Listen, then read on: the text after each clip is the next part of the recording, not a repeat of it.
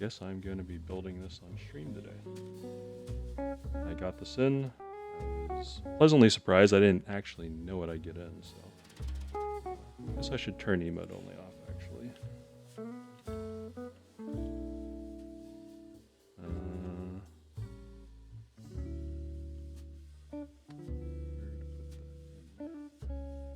Let's put that over here.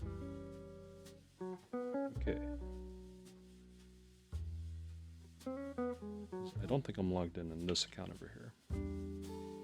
Anyways, cool. I'm gonna be building NeoKeys Element G67 keyboard today. Received this like 2 days ago. Had to finish looping and filming switches. I took a peek inside the box, but I'll still open it up as if it's all new to me. So little microfiber cloth. We have some screws and hardware. There's like 2 Allen keys and some screws. Put that aside for now. They give you a USB-C cable. USB-A cable. Nice. I'll throw that back in the box in a moment. We have a PCB.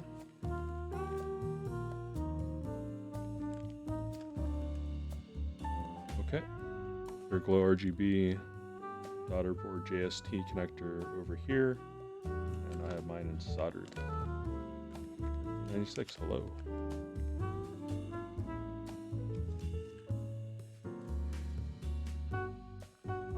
Hey, how's it going, guys? Thanks for coming over. Figure since I'm gonna stream anyways, I might as well let people know in the Discord server. Got a PC plate. This is a fixed ANSI plate. If I had known, I probably would have got a variable plate. And we have nicely wrapped up in paper, branded. My G67 element.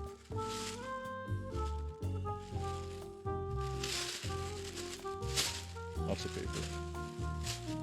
This is more paper than I thought it was. Alright, we also have a separate small pack in there. And here we have my case that is in black. We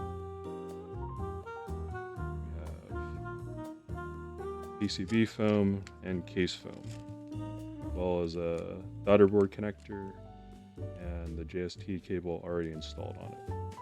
It says element at the bottom of the case.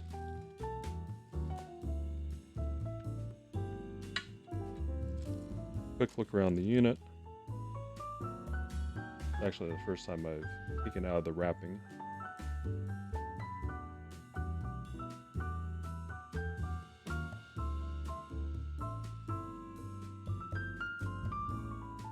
It's actually a decent finish. I don't see any real things on the outside that turn me off.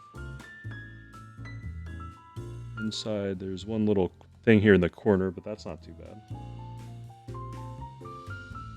bit of a smear of something. That's inside the case. I don't really care that much. This came in pretty good condition. Finger grease, oil, and all sort of bad stuff all over it.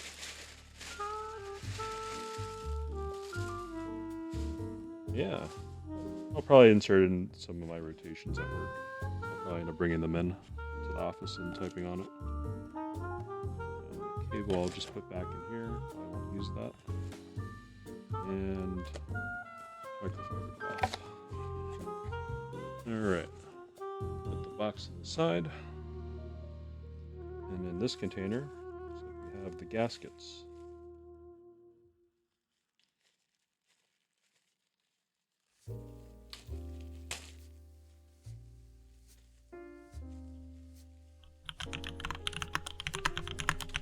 Potato Boy, thank you for the follow. We have a bunch of gaskets and some thin stuff. We have thin gaskets, we have thick gaskets, and I have even more gaskets. That's a lot of gaskets. Okay, if I look carefully, there's 2 different sizes. There's these long ones and short ones. If I remember looking at the site, because because I did look at the site before I started this build. Short ones would go on the side of the daughter board connector, and we have a bunch of long ones at the top. And I guess these are the feet. Interesting. Waiting for the best board? Yeah. Actually, during the group I actually thought about getting that one. Looked pretty nice. Alright, and these are hex. Get the right bit for that out.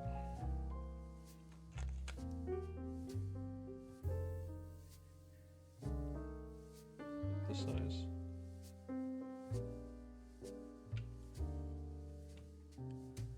Look at Patrick for the gaskets. Gaskets on the top of the case. Thicker ones at the top of the case. Then the ones on the bottom. Okay. Alright, found the right size bit. Put that out to the side. Let me put the feet on this first before I forget. Otherwise I will forget. These are very low profile feet. Dense rubber. Not bad.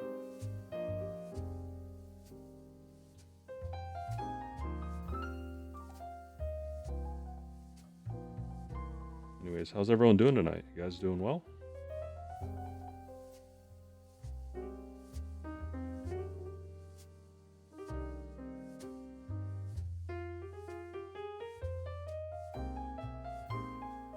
For me, my family mostly just went to sleep, so I finally get some time to steal away downstairs and build a keyboard.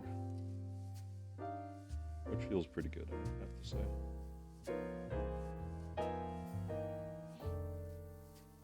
Probably gonna go to sleep soon? Yeah. I don't know, I'm East Coast, but this is like the only time I have is at night.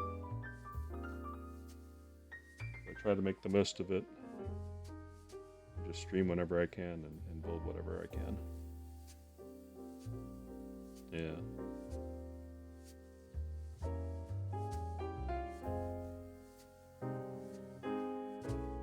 I don't know, I feel a lot of people are usually West Coast that are still up around this time. Guess I'm a glutton for punishment, I don't know.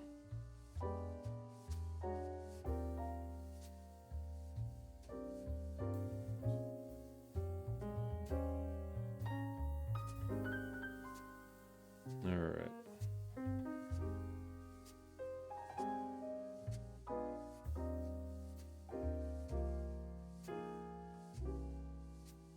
Doing homework right now, finishing up. Nice.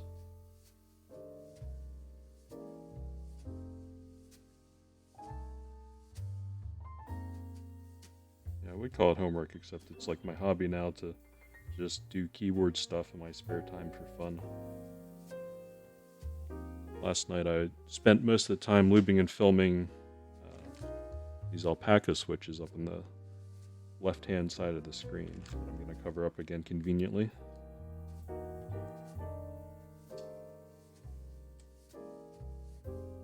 Alright, I just want to open this up to take a look at everything.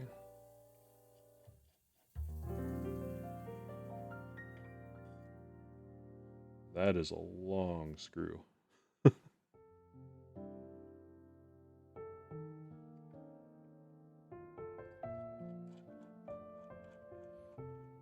Yeah, I didn't quite know what switches I wanted to use on this board. And then I thought, why not go with Alpacas?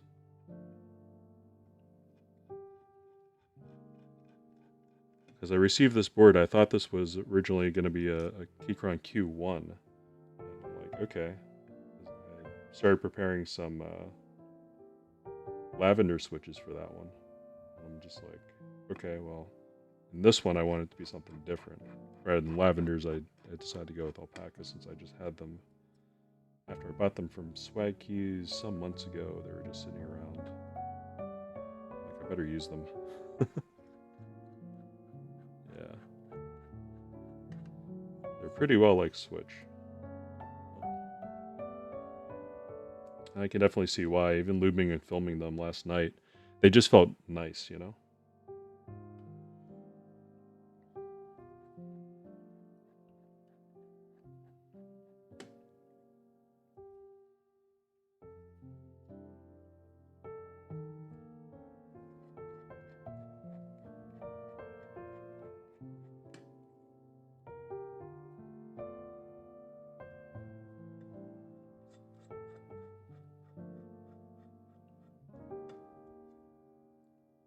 J-Wicks.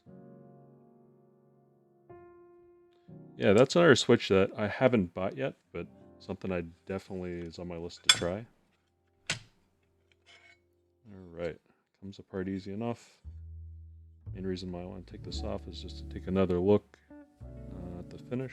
So, hook mark here, small hook mark here. So it looks like in the corners.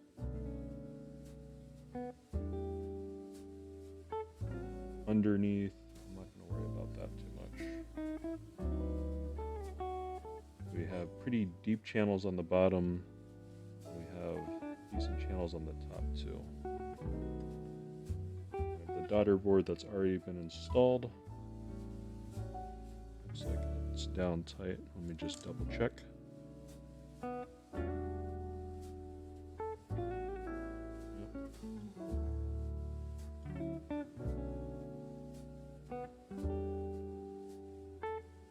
Nothing to worry about there. Cool. Alright, so I'm guessing the ones with the half go on the bottom, and the long ones, is one thicker than the other? Okay, the top is barely thicker than the bottom one. I wouldn't have seen that.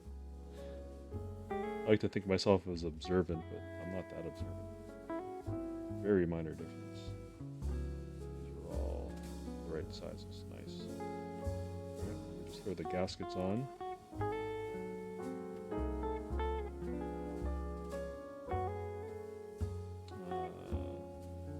Yeah, one with the half strip goes on the bottom. Yeah. Exactly my thought process too, my friend. I bought extra gaskets just in case. Mostly so I could experiment in other boards, I think. Well, this is the only way it would go because it has long ones on the top. Does make sense to me. If I do something wrong, at least then I'll let you guys know not to do it the way I'm doing it. But this appears to be the correct way.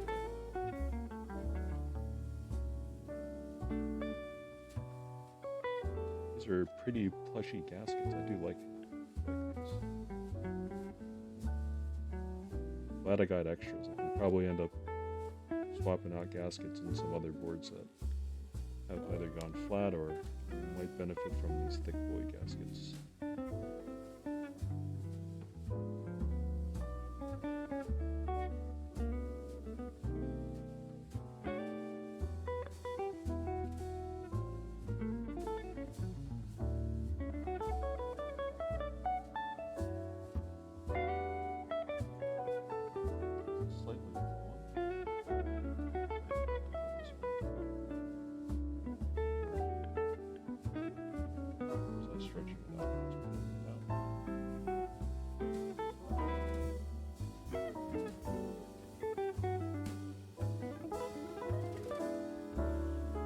It's a little bit on the long side.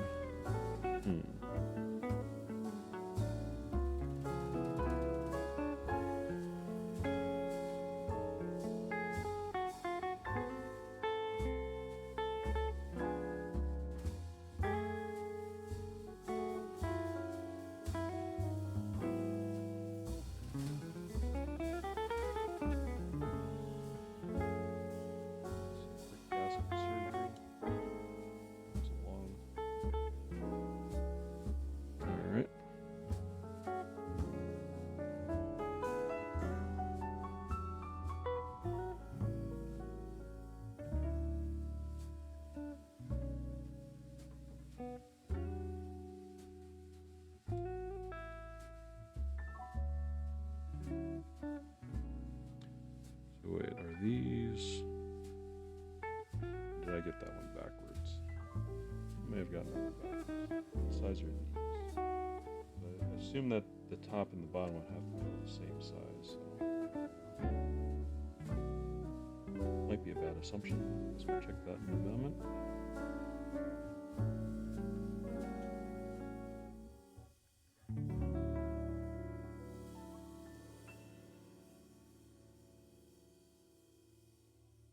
Slightly bigger and thicker? Huh. If that's the case, let me try removing this real quick.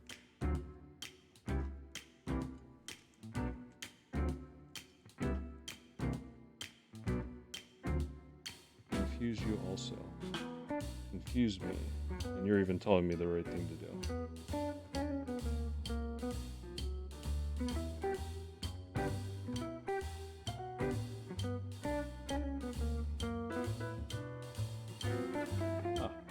It does fit better on the top.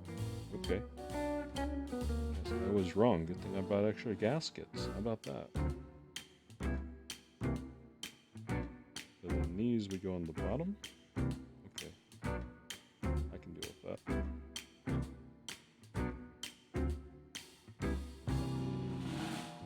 This one. Alright, so lesson learned.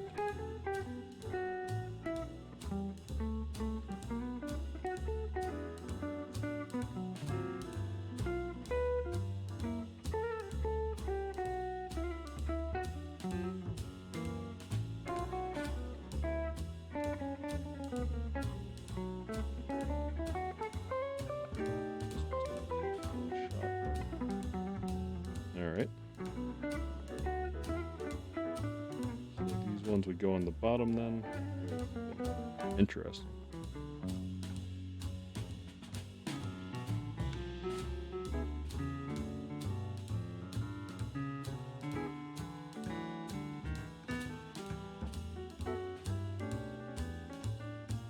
Make that adjustment and make sure this fits. Oh, so it is a thinner gasket. It actually fits in the channels. Oh, I see.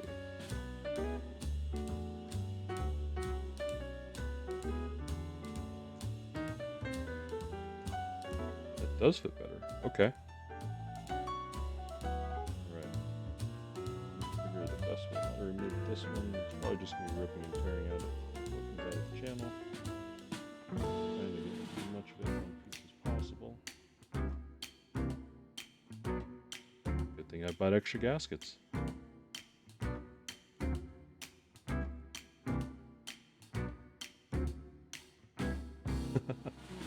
Alright, thanks, man. I think that's probably the hardest part, hopefully. So, the main reason why I wanted to take this apart was just to plug in the PCB, check it with VIA, make sure we're good to go there. As much stuff out so the gaskets that I do replace this with sit nice and flush.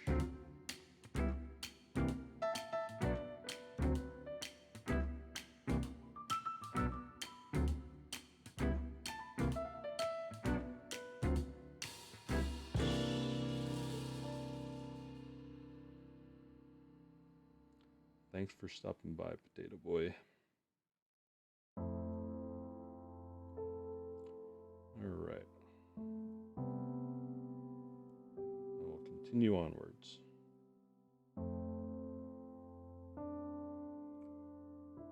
Rip, sorry you gasket, but I have learned.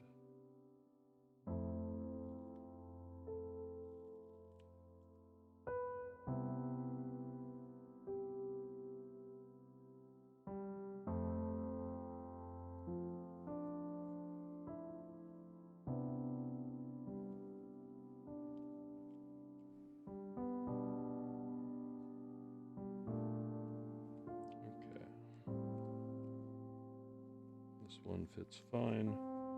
I have 3 to do in the front. Guess we have an extra one here. Okay.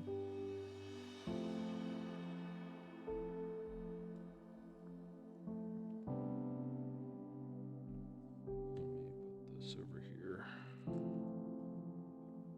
So bring this in the frame.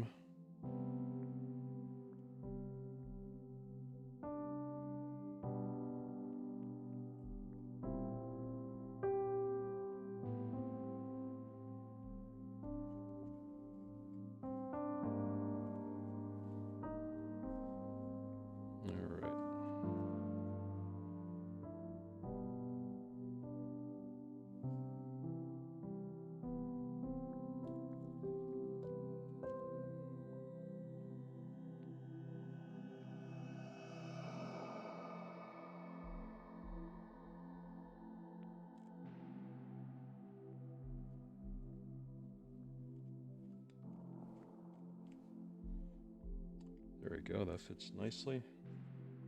One more for the bottom, then I'll trade it out for the top. And that will need 5 more of the long boys. Stuff's gonna be sticking to me.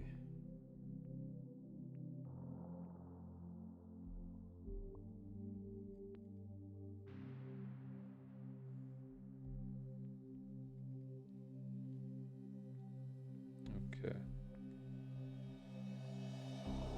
Switch spots.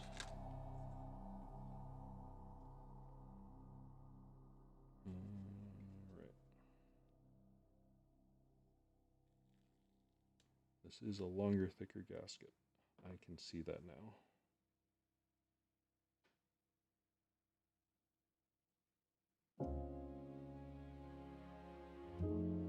Don't stick this side of the case.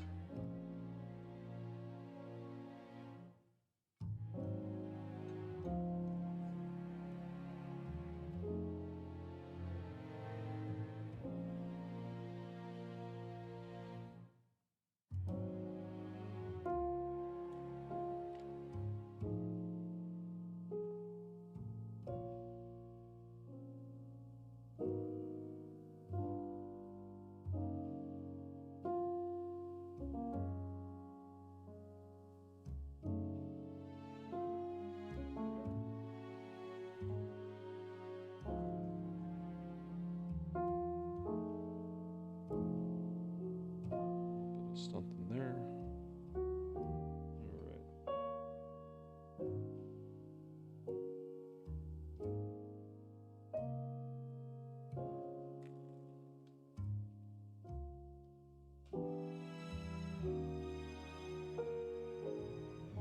Turn this around. It's actually easier for me to see from the lights this way.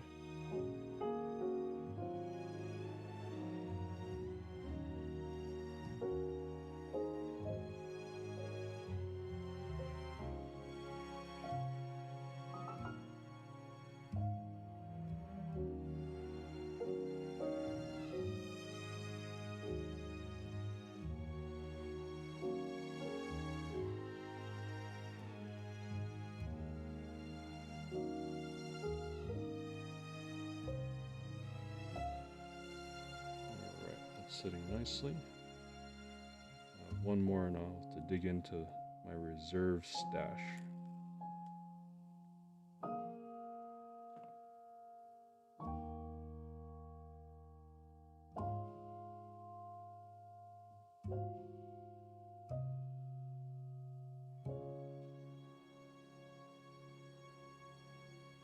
No matter how many keyboards I build, I have learned to never trust myself and always buy extra. Originally, I had always tried to be efficient and just get barely enough, and that has only paid out once. And other than that, I try to always just have 1 or 2 extras of things like gaskets if they're super cheap, you know.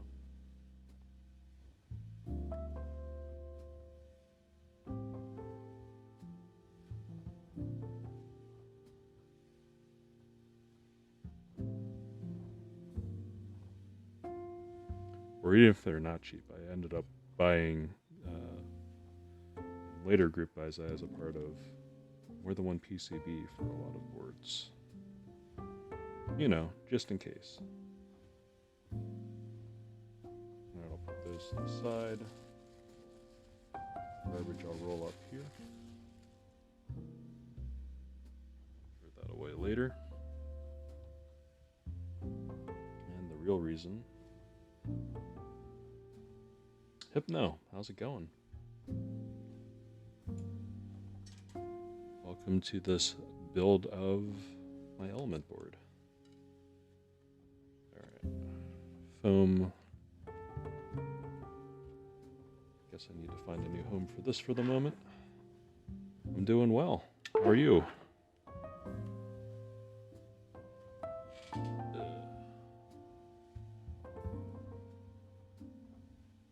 Many boxes and things piled up on this shelf.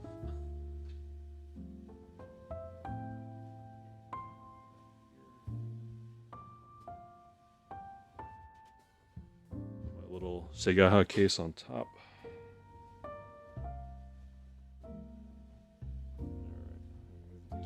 of the way.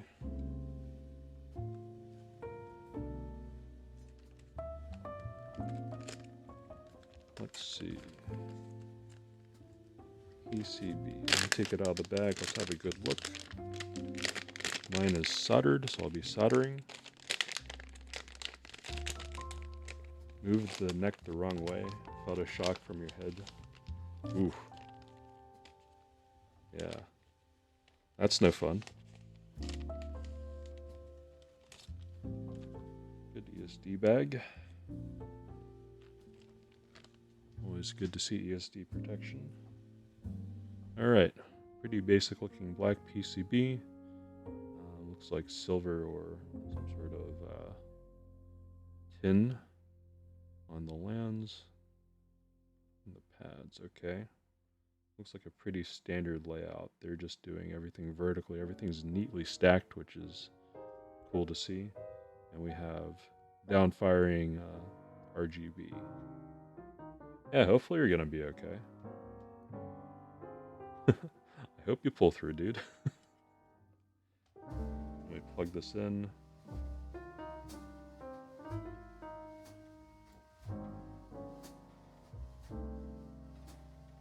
And then we'll test out this via. You'll be fine. Alright, it makes a noise. Via, do you detect this, or do I have to do something else to you? File, import.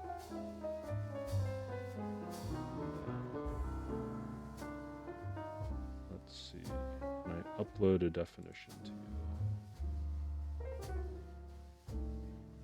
Solder, copy. Searching for devices.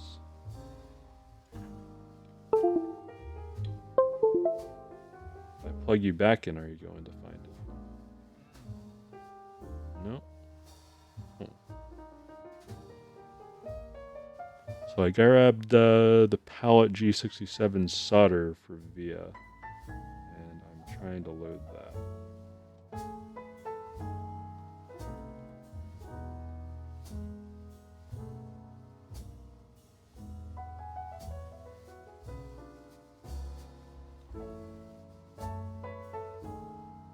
Let me attempt one thing to shut it down, then restart it.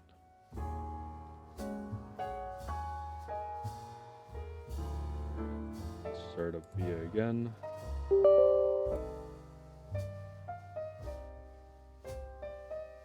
Alright, designs.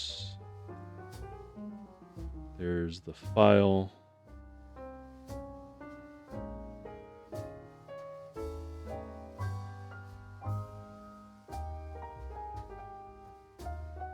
Soldered via. It's not letting me drag and drop that. Interesting. Why can't I not drag and drop you?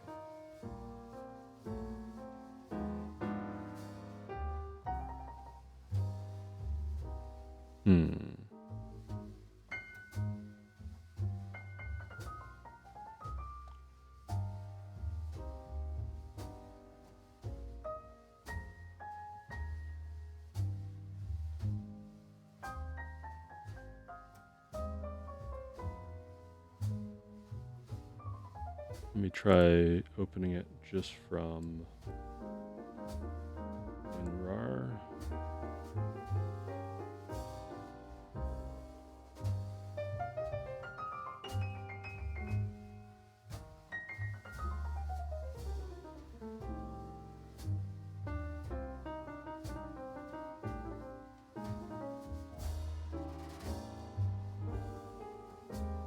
Yeah, not sure what it's doing.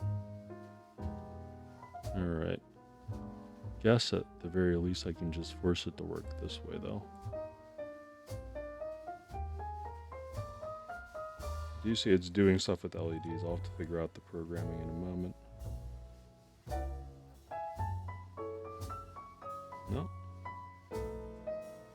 Do I have to flash something on it? One second. Let me check the website real quick.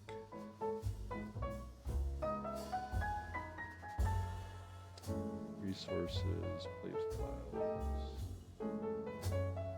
plate, key map.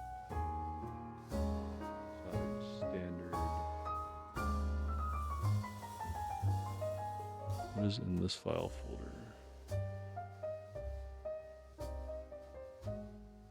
Wonder if I can move these over. Select and extract to. Let's put it in this folder. Okay. Go back to designs. Go back to the folder. What did they call this one? Neo something or other?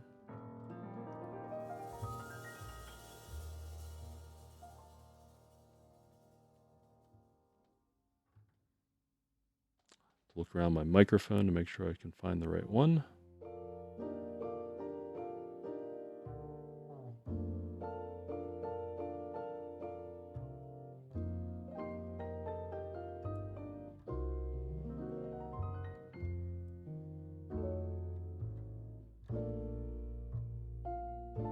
And let's move the JSON file too.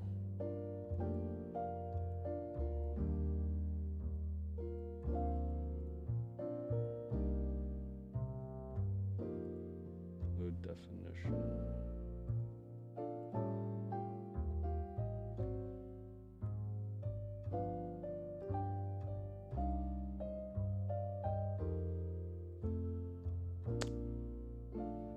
Wait, what is this actual file named?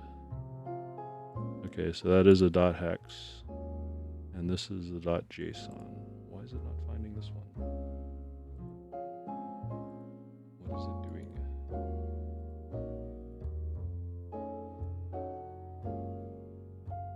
Oh, it's at the bottom.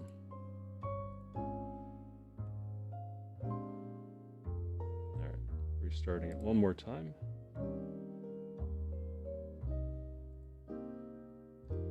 Load the definition. Is at the bottom. Position 0.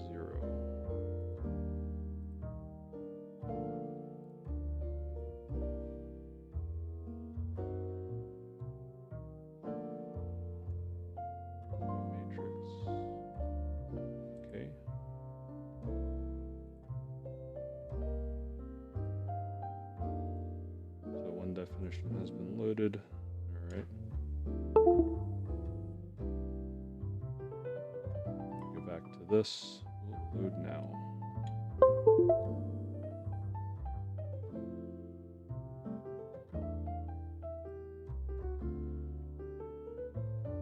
No.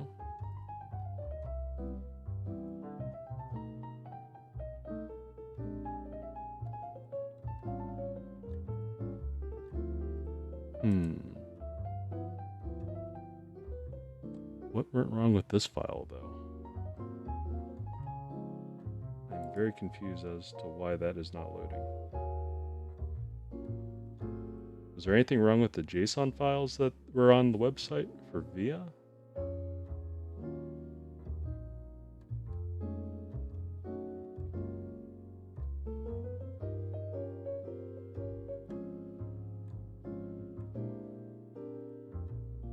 Quickly just turning into me trying to troubleshoot my junk.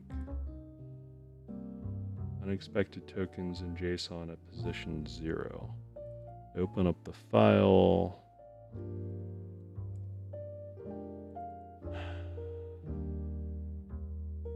Okay, that's not the right information in that file.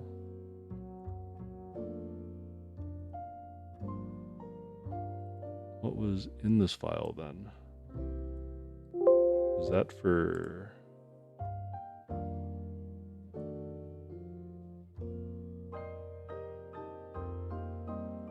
I think I'm losing my mind here. 1 second. Replace the file again. When I open it, okay, that's not the right stuff. I'm confused. All right, let's go back to the resource page. Soldered in Patrick's key map. What does Patrick's key map have?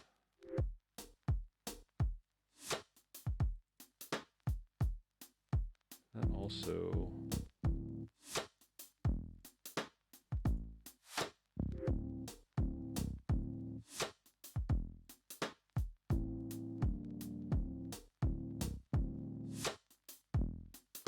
it's all QMK stuff. And then the VIA files, for whatever reason,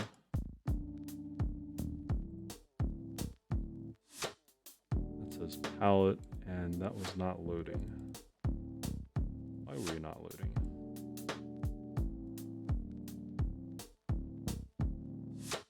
I have many questions all of a sudden. Alright. I attempt to load it one more time. I attempt to do palette soldered. It comes up with this definition and then doesn't detect anything.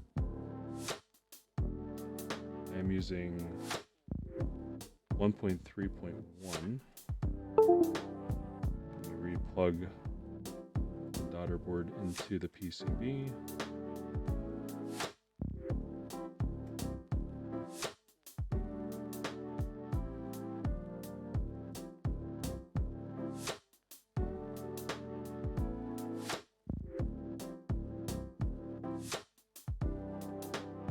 Okay.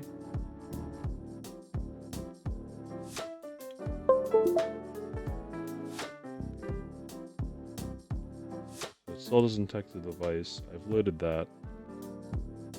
So do I have to use QMK then? That would be kind of a pain. Alright, I guess it's to a QMK configurator it is then. Ooh.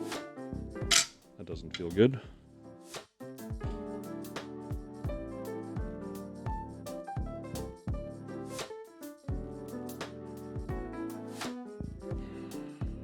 Back this heavy keyboard.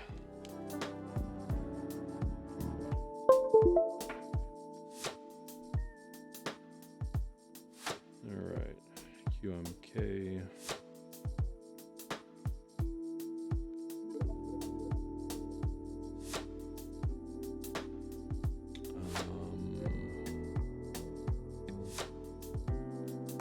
Upload. What was this file called? Neo67 SD.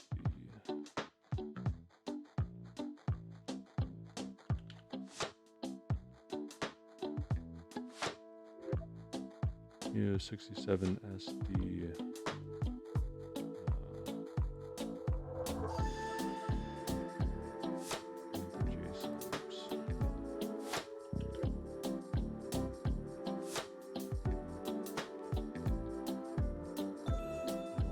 Open the file. I just need you to find the file.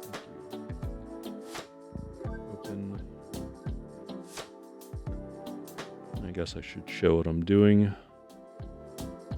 So I'm in random other QMK configurator real quick to do this. So what this thing has.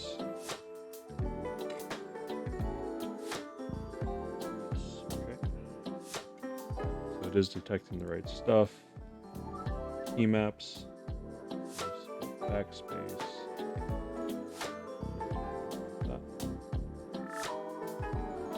Space. Onto escape tab. Hold a shift, right shift. 1, 2, 3.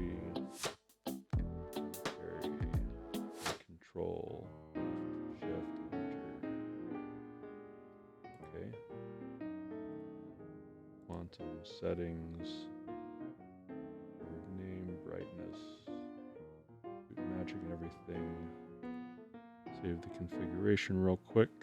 If we made any changes, let's compile. Error. Boot magic, enable identifier. Magic stop non-existent. Okay, so it looks like I need to get rid of boot magic. Let's try light.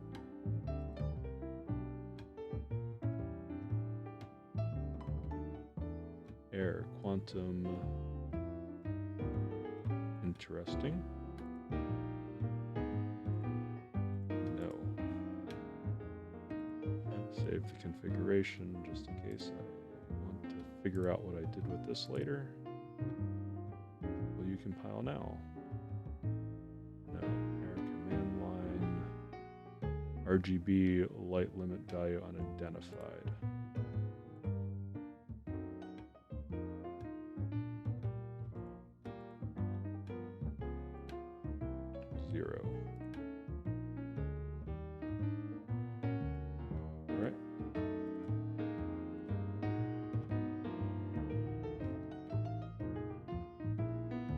See if it gives me any more errors.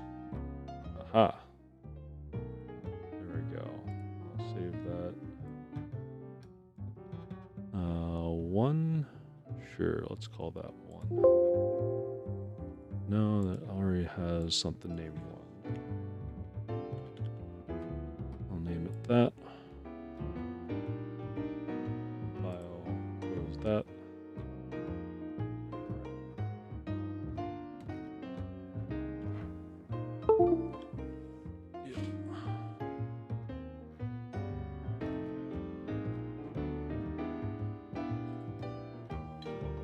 Already more involved than what I thought it would have been.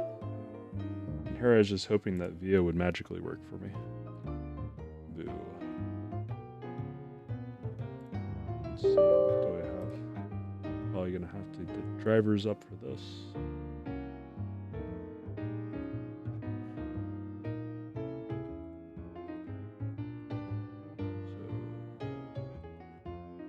detecting anything here?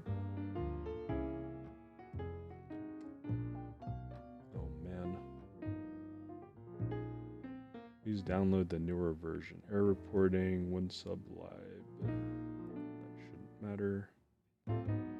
Did they have instructions on the NeoKeys website for VIA? Not necessarily, huh? Okay.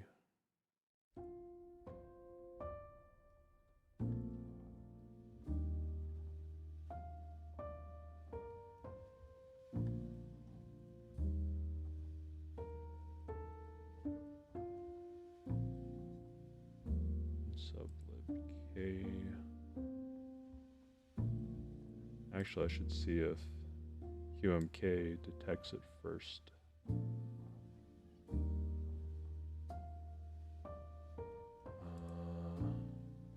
Best to just open and load that file right now. Of course, you're not going to just detect it.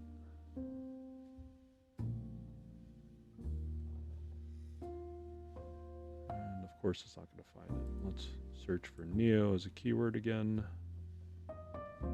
SD1 hex file. Open. Alright. Did this have a reset button on it?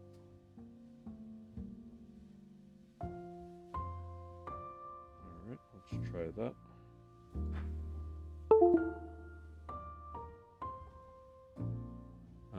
At Mega 34U, right? 34U4, okay. Let's select flash when ready. I will hold the reset switch and plug her in.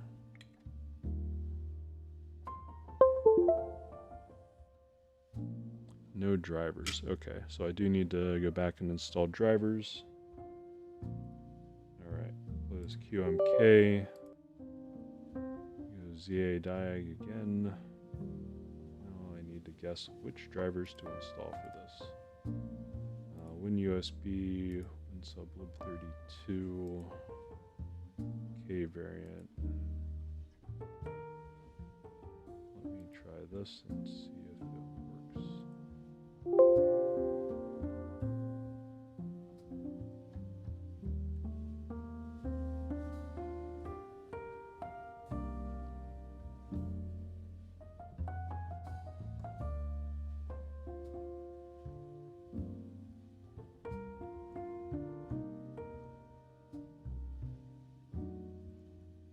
Was there better instructions? Do a FAQ on here.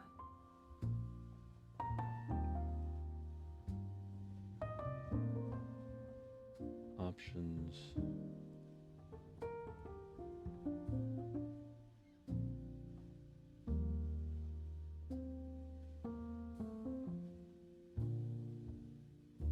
Mega 3 DFU.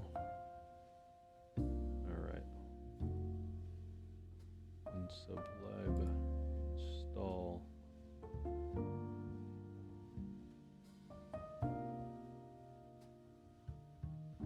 Alright, it's installing.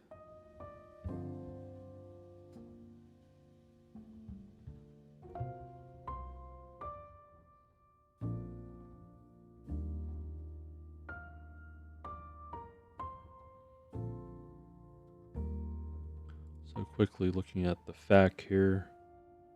Options. This is all about buying stuff, the layouts, dimensions, Cerakote, firmware and plays files. Point you to that site that I was just at. Updates. There's something for build guide, gaskets. Alright, so it's showing gaskets, known issues and solutions. Top case, Cerakote finish, Cerakote finish. Okay. Okay, that should have installed that as a driver. Unplug QMK back up.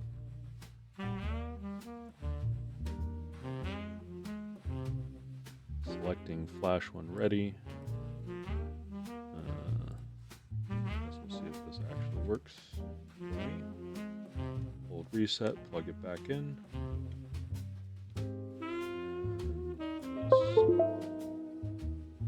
Connected. Is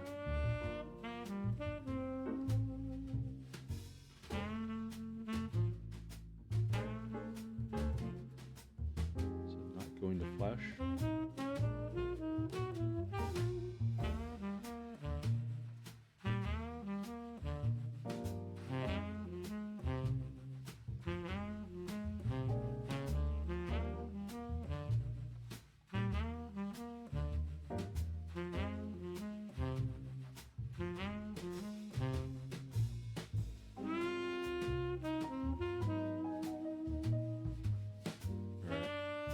Force it.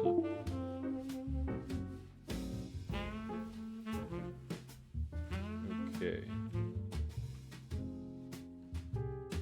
Disconnected. Lights are off. I had those lights set to 0.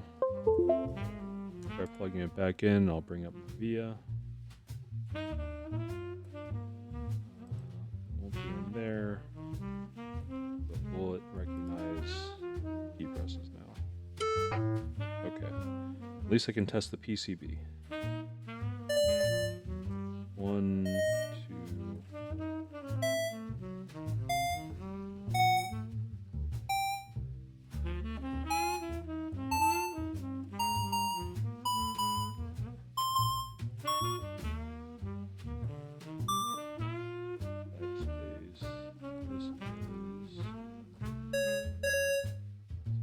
Okay.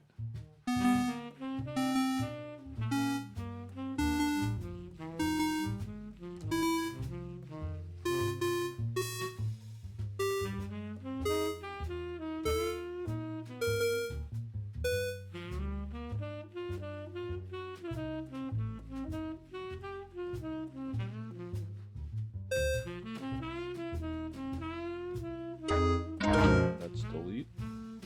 Try to remember that. And then fix layout, so Zach caps lock.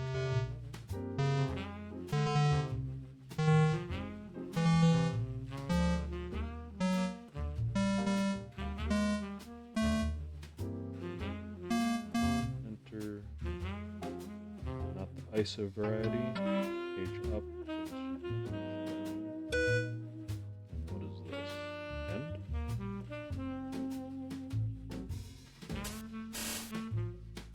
Arrow. This is 65. What does that mean?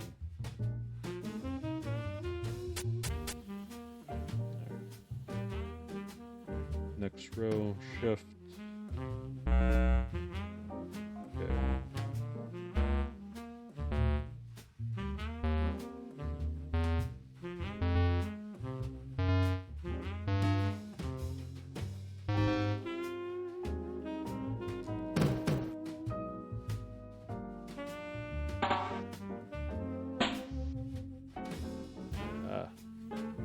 Start menu. Do me dirty.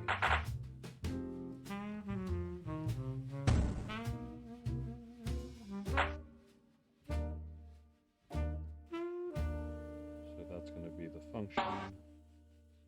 And then, okay, PCB works. Nice.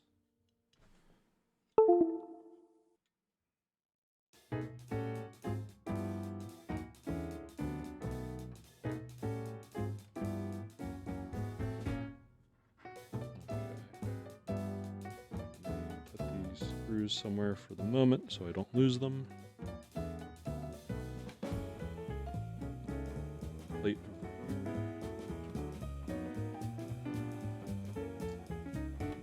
The screws with the screwdriver. So I don't forget where they go, or where they went, I should say. Cool. Alright, now we can get to the soldering. Fun. So we're going to QMK, put that down, and back up. Alright. Throw this top back on gently, for storage sake for the moment.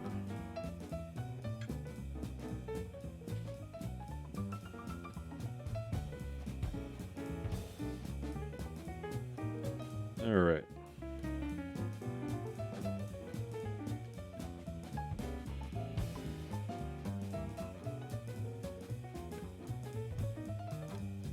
Soldering pump, LTS 100. And let me get the soldering mat.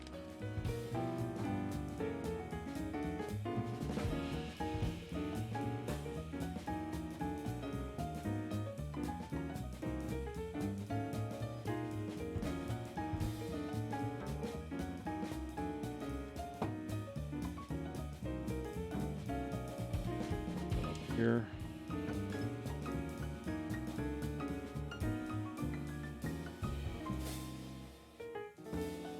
And now let me get the fan.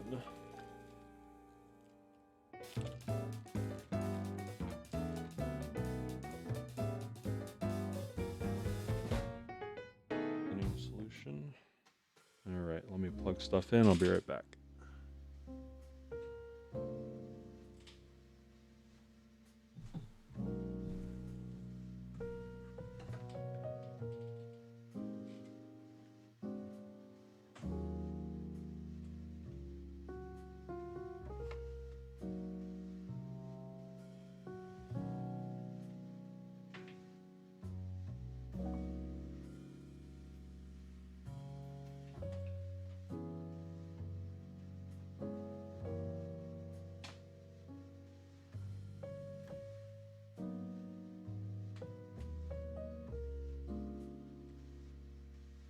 Okay.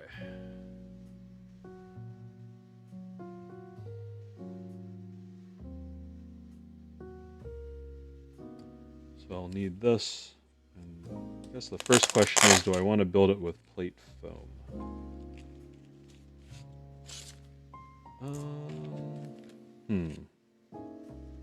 Everyone's been saying it's been hollow or pingy. I kind of don't want to build it with plate foam though. As weird as that sounds. I'll try it without plate foam. I do have a desoldering gun if I need it. If I need to do a rebuild, I'll probably do a rebuild in the next few days, so. If I'm not happy with the way things sound, I will just rebuild it and make it better. Let me get the stabilizers off of the Swag Keys tester.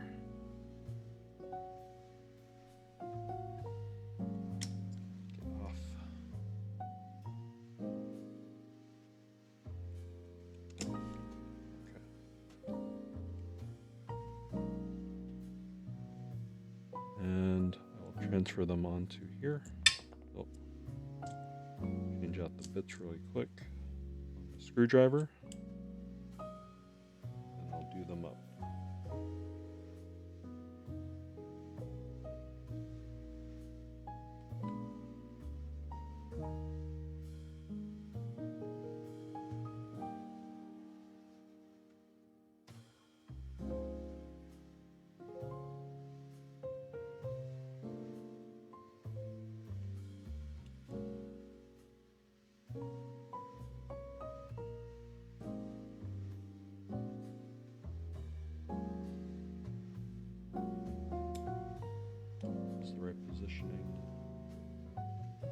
it is.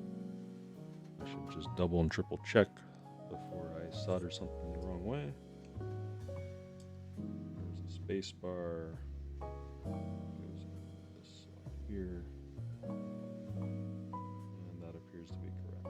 Okay. Not as crazy as I think I am some days. I already did test out these stabilizers. They sounded okay. I'll probably put a little bit more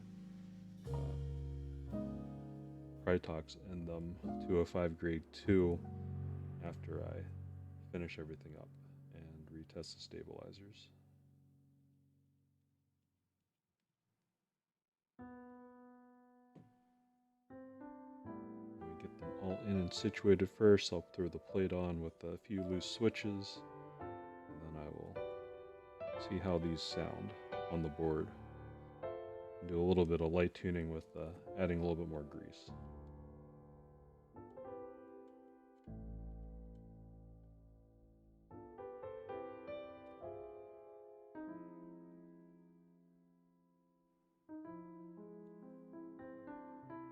Alright, let's hope the rest of the stream goes smoother than me trying to figure out QMK again. Here I was thinking I'd be spoiled by just having a working VIA file that would just be excellent. I really should have looked into that. My bad. Alright. So, for the full backspace.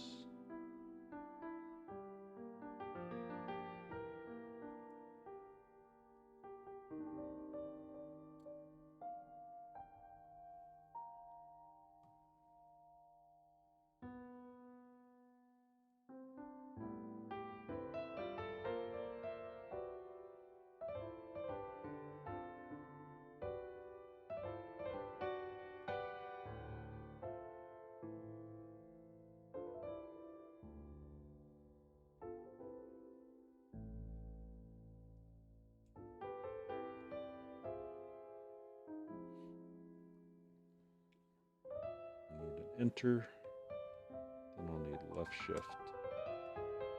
Right shift is going to be one of these small guys on this board.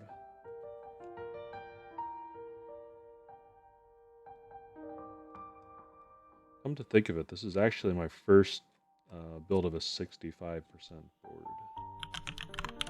Interestingly enough. Franz Teo, hey, thank you for the follow. Hope everything's going well for you.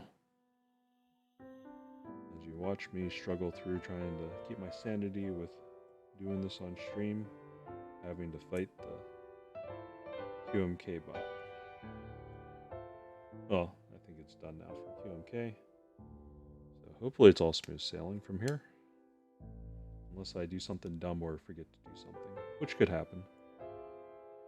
But thank you for the follow and enjoy.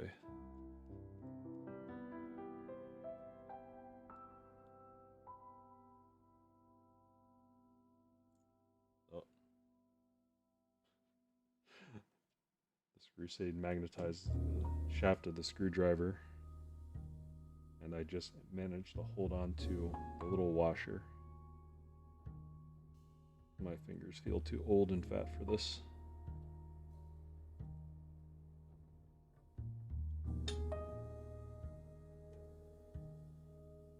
Yeah, PCB is kind of nice. It's a nice matte black color actually.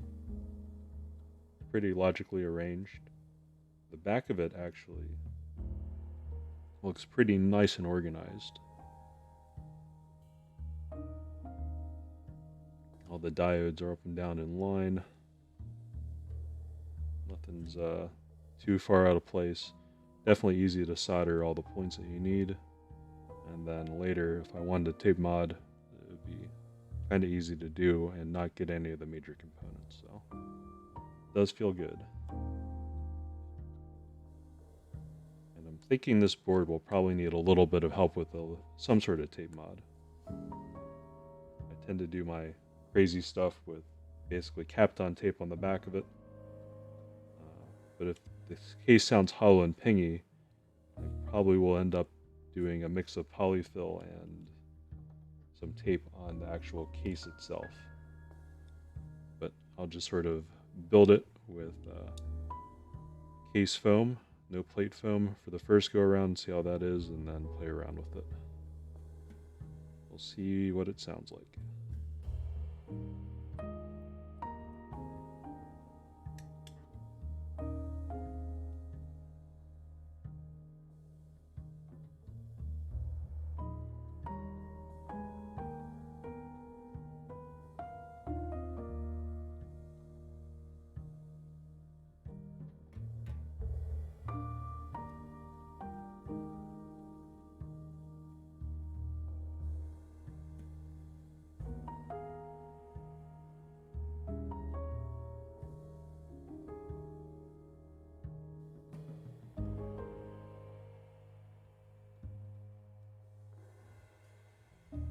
Stick on there.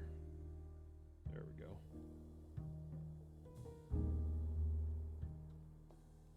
My fingers feel way too fat for this, but that's fine. All right. Move the Swag Keys tester off to the side.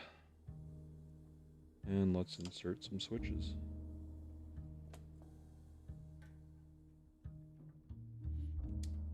So for this build, I am going to be using these Alpacas, which I've lubed and filmed.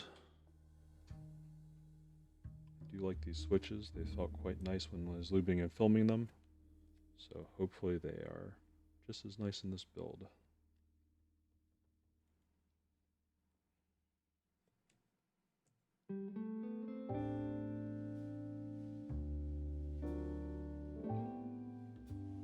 Floppy plate.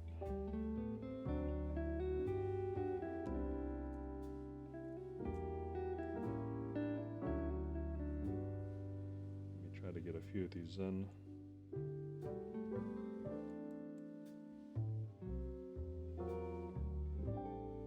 Okay.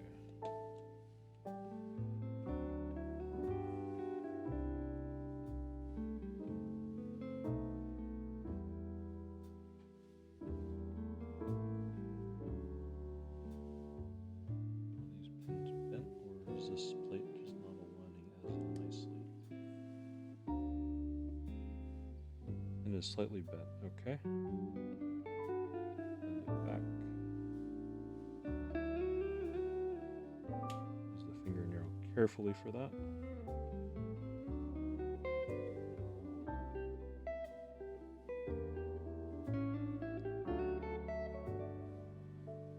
Okay.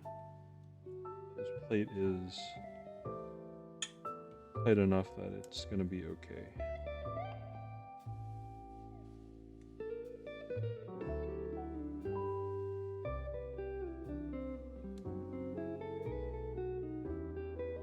Near the corners, and then I'll do a few in the center. Then I'll put some of the keycaps back on to the stabilizers now that I've attached them to this PCB, and we'll see how things go.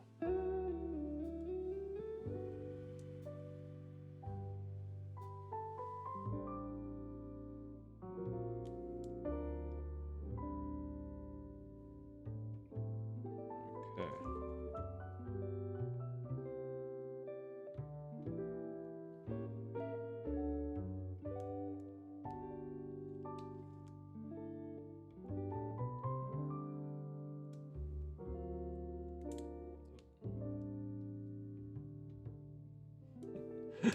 Floppy PCB. And poly plate is hopefully gonna stay put now.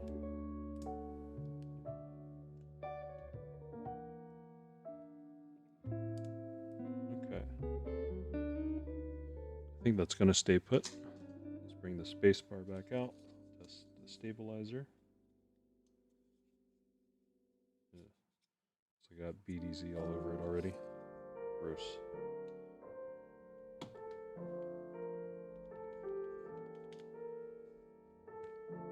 I will take my headphones off for this to listen.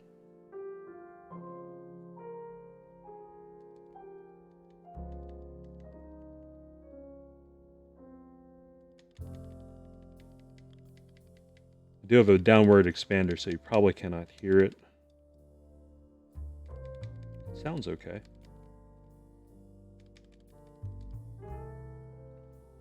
put it down on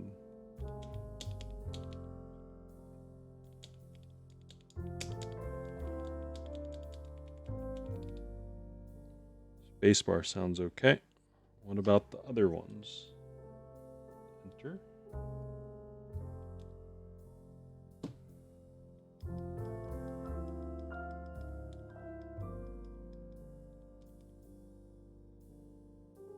Sounds nice and even across. Backspace.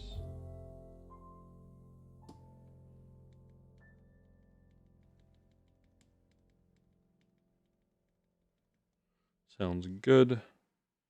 And left shift. How do you sound today?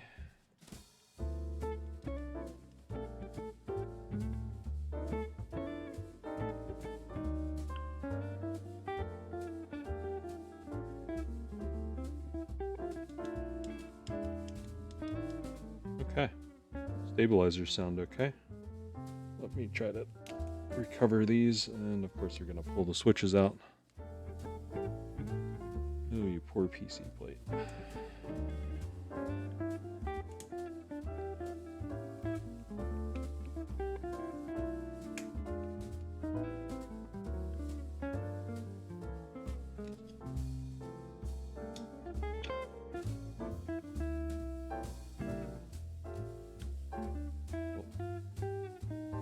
Pulling stuff out and in. I think they're all aligned still.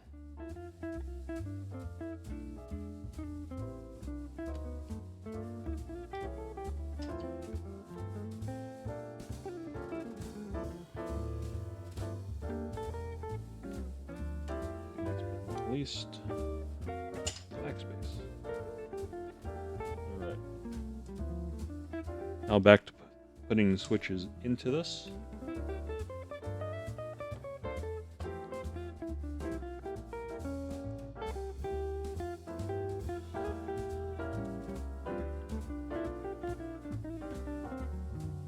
All right. In theory, this should be smooth sailing from here on out, unless the plate is wonky and somehow doesn't align well. Should be fine.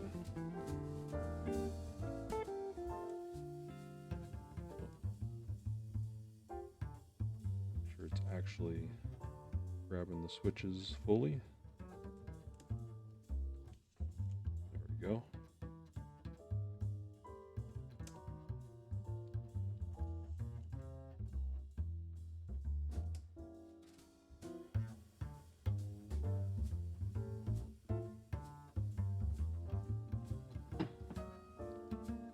Now we're moving.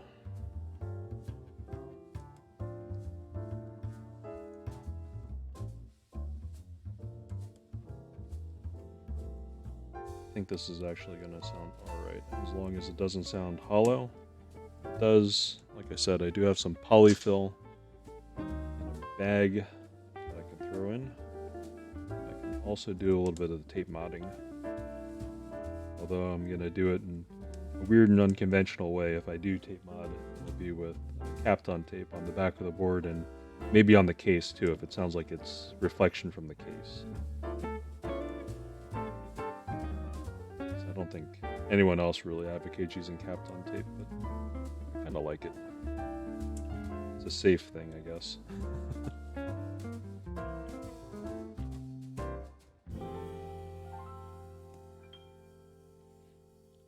So a little bit about these switches. These are Alpacas. I keep wanting to say V2 after reading Thurman Goat's blog about the various switches that he went through. I think he just calls them that to differentiate them from earlier batches. But anyways, they're just called Alpacas on PrimeKB's website, so that's a nomenclature I should probably just go by. And these are lubed with Krytox 205 grade 0. I've used Monstargear's foam switch films. So I happen to have some extras of those laying around.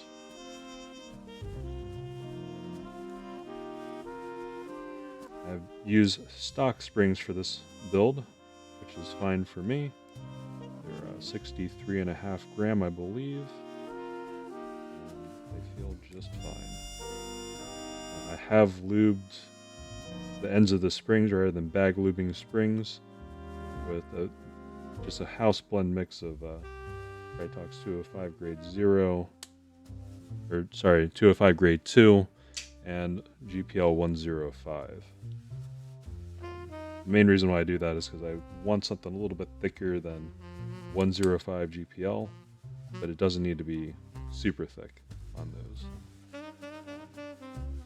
I think that's probably because some of the first switches I've really ever built with were tactile switches that had spring ping, and I didn't know it at the time, so I wanted to go heavier with the lubrication on the spring, because I thought it was spring ping. It actually ended up being just leaf ping and noise on Holy Pandas, which another lube session fixed that, but that was like a learning process, let's say. Alright.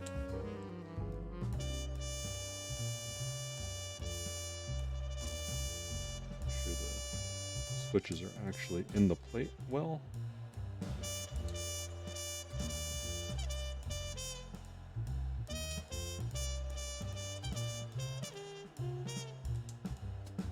So what I'm hoping for this board when it's all said and done and built, that it'll be fairly flexible, but nothing too crazy that I have to worry about like shorting.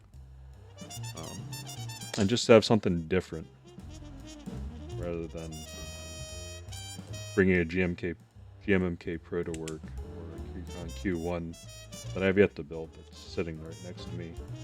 That's another hot swap that I'll be doing. Eventually I'll have to redo the 196 board that I brought to work. I built up a Tofu 96. I made it plateless because I hated brass plates. I found that out. And yeah, I actually built that one with Boba U4Ts before I realized that I'm kind of not in love with tactile switches.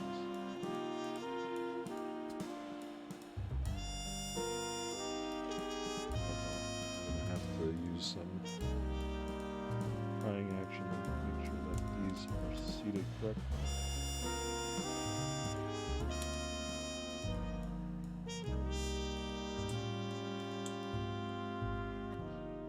Okay.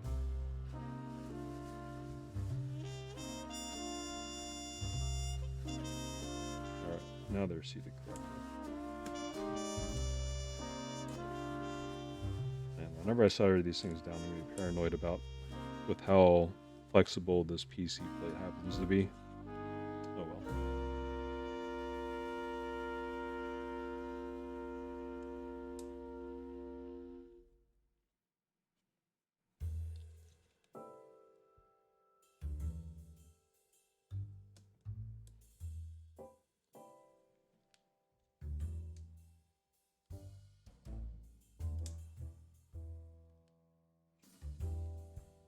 Anyways, yeah, like I was saying with the Keycaps Q1, originally I thought this board was a Keycaps Q1.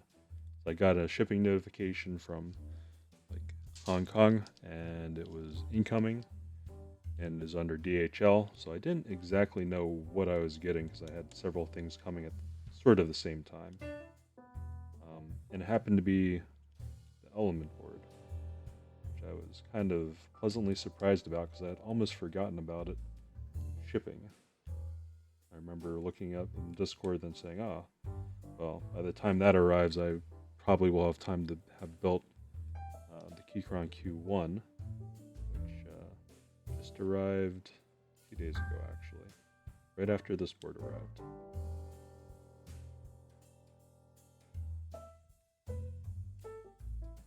So I had to make an abrupt switch in the lubing and filming of switches to prioritize getting this board ready. Because as soon as I realized I had it in hand, I wanted to build it. Oh, is this switch not fully closed? Of course not.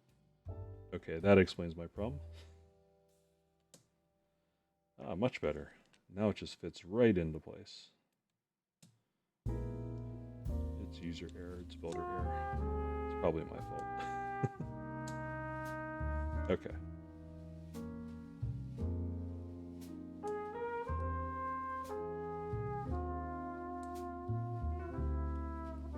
Anyways, after a few days of people complaining about hollowness, I decided that I definitely wanted to pull it out, see if it's actually hollow, and if it is hollow, just mod it and make it work.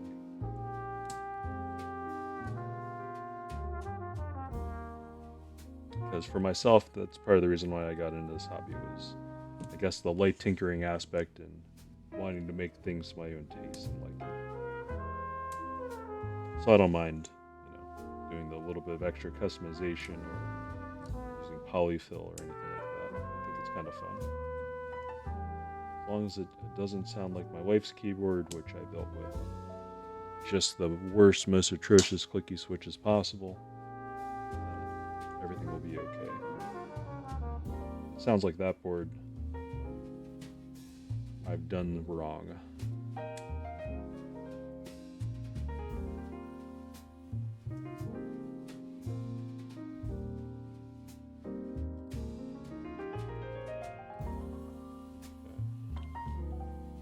Four more switches.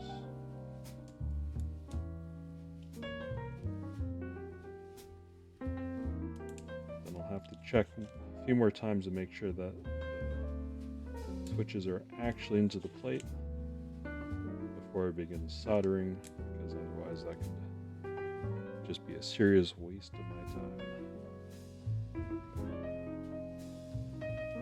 Row by row.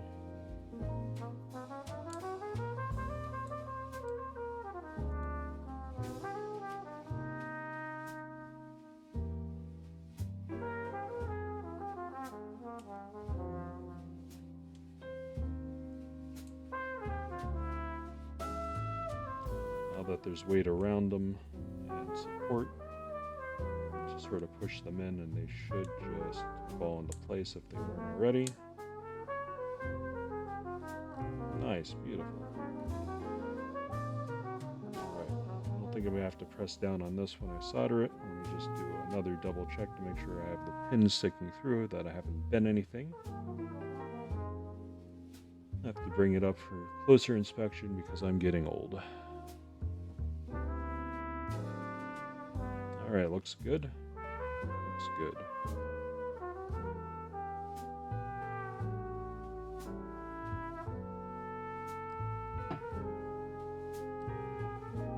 Alright. TS100 soldering iron.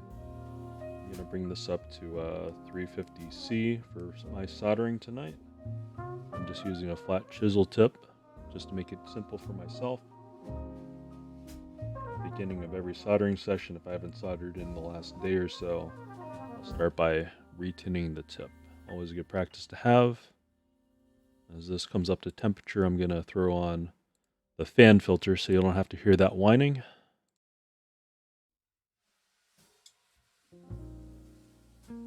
So the fan's on. Hopefully most of that is being cut out.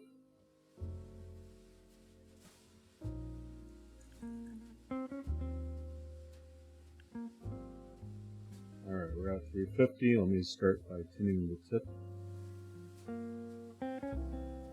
This is just tip tinning solution. I'm going to chemically remove some oxidation or whatever was on the tip. And I'll hit it up with a little bit of fresh solder, let it burn for a few seconds. And then I'll put it back into the brass wool, knock it around, and we'll be good to go. Alright.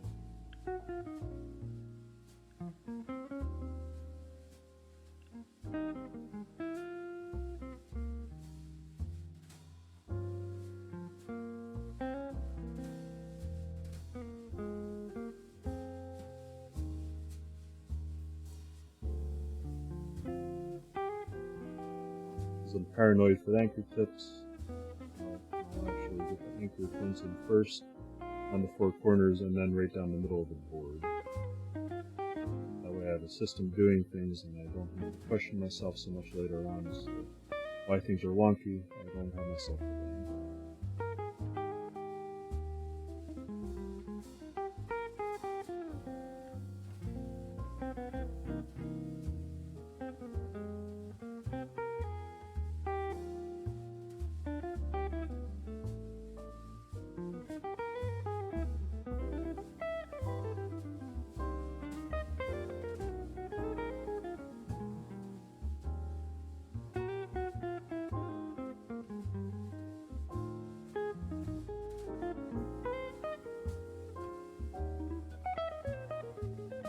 applying pressure for a few seconds to make sure that it cools enough so I don't have anything janky happening.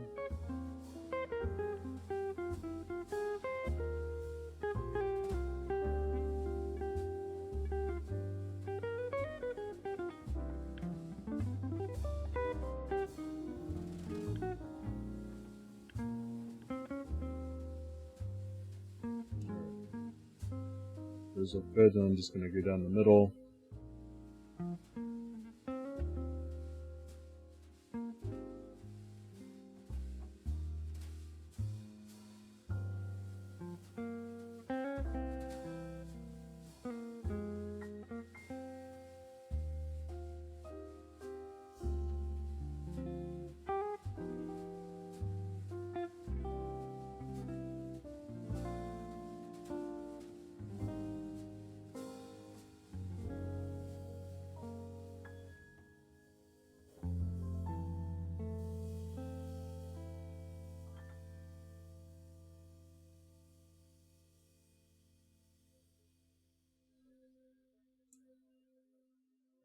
Click into place. Alright, if that one clicked into place, I might actually have to just do these one leg at a time to make sure it's nice, straight, and everything comes up pretty good.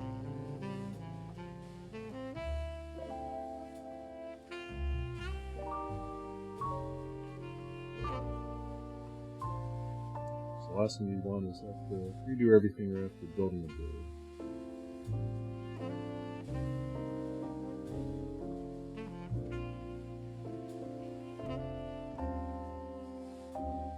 In my case, not the end of the world. I do have an FR301 at my disposal, so if I needed to redo something, I could do it fairly quickly. Alright, let me get the top leg of everything, and then I'll make sure everything's pressed in and flush with the plate.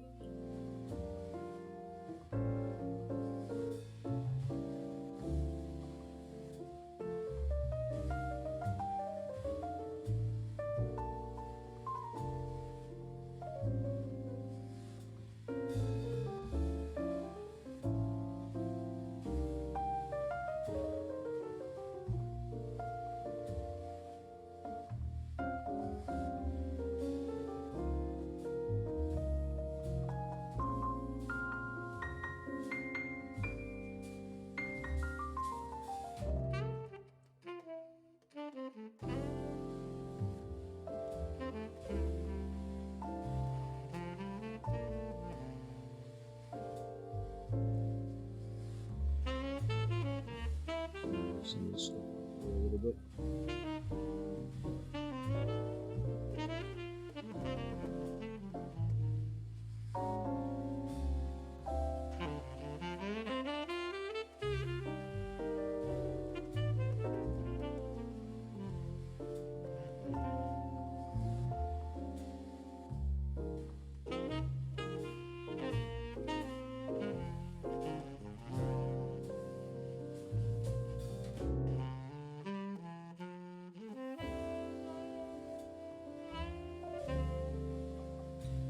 Probably seen soldering a million times. This is just basic stuff.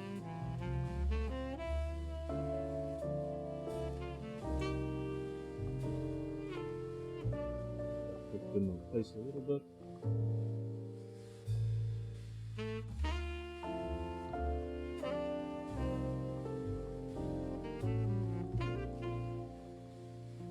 Switch moved a little bit as well.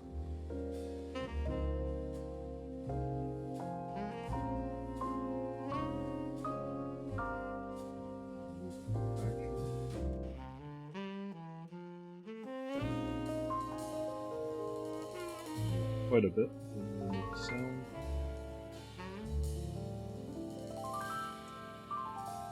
Made a sound.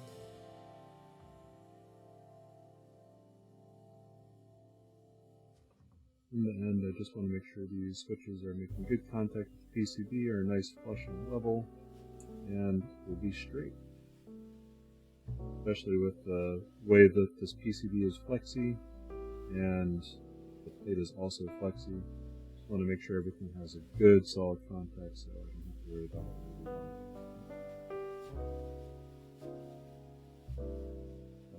quite a bit.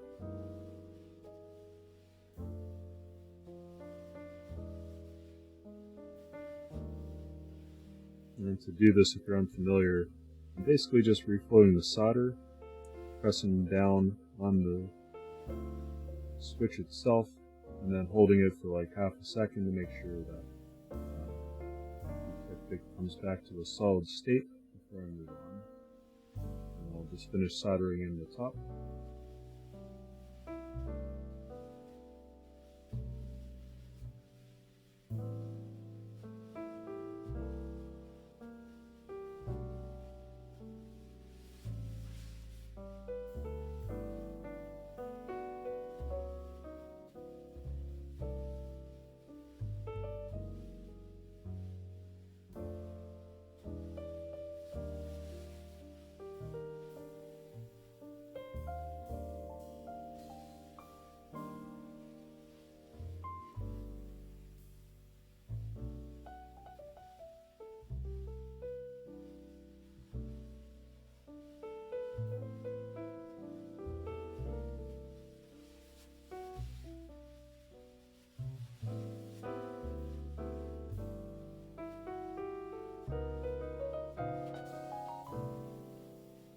And luckily, since one pin is already soldered into place and I was making sure everything was nice, press, and flush, I don't have to do that for the second go around since it's already soldered in at one point for the switch.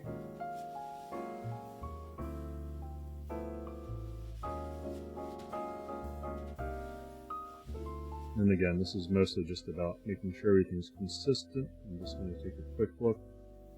Make sure that there's no fractured or closed solder, that there's no voids, and everything has a nice pyramid or small mountain climbing up the actual legs of the pins. Everything looks next row.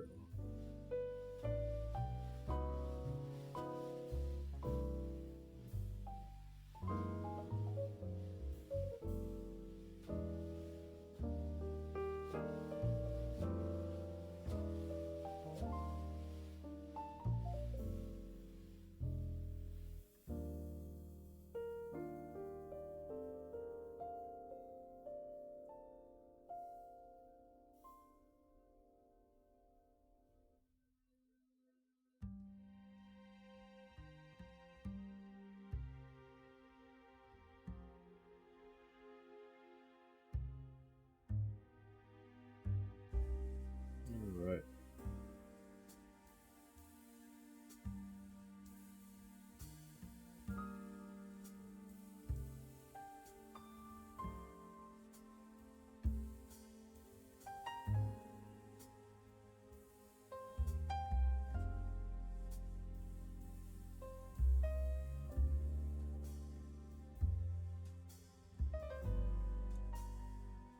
Oh, that's what happened. For a second there, I thought I had bent pins or something, but the switch was just popping out a little bit. Probably from my handling of the row above it.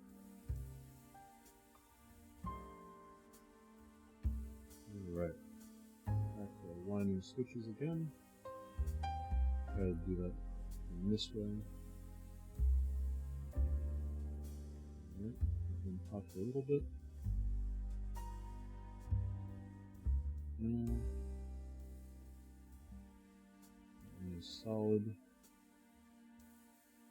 That was solid. That was good. And also good. Looks like the middle is actually pretty solid. Interesting. Oh, that one flipped in. New.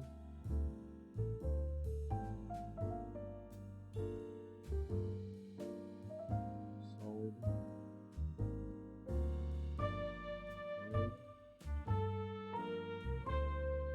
Moved quite a bit.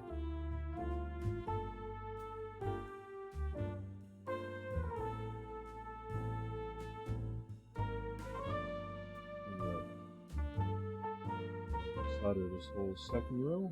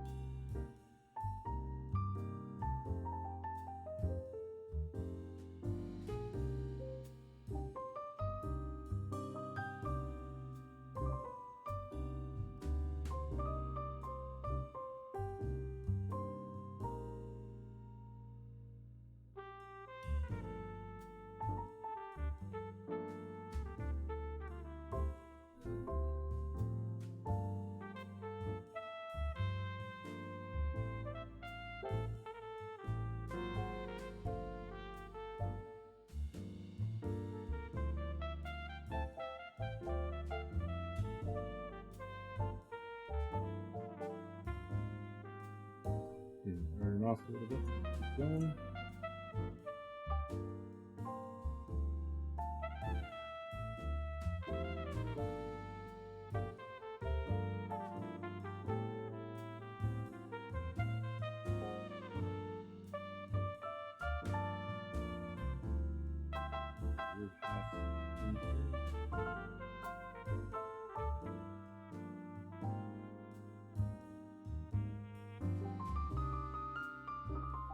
Heads like in the rear half there, so just make sure I'm good. Yep, good. These look fine. A little bit more to this one here. Okay, good enough. Yep. Alright, they all look nice, shiny, and full. Nothing looks cloudy, broken, or cold. That's some news. On to the next row.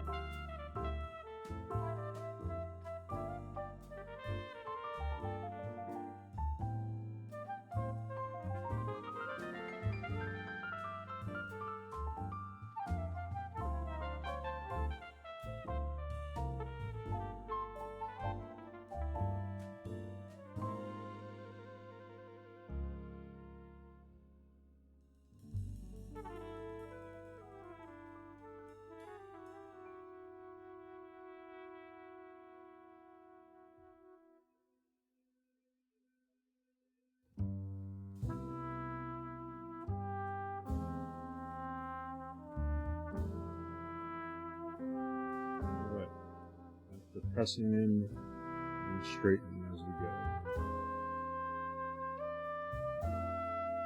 That end moved a little bit. No movement.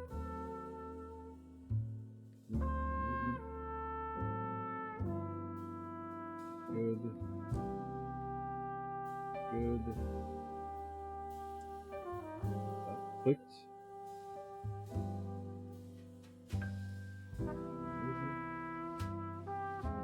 Positions. Movement. Move a little bit. And it clicked.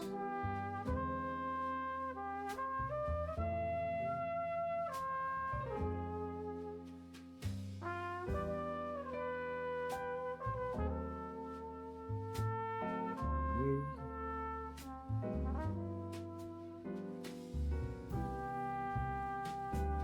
It's fine. This one is and making sure that it's rolling the plate. Alright, finish up the soldering on this row.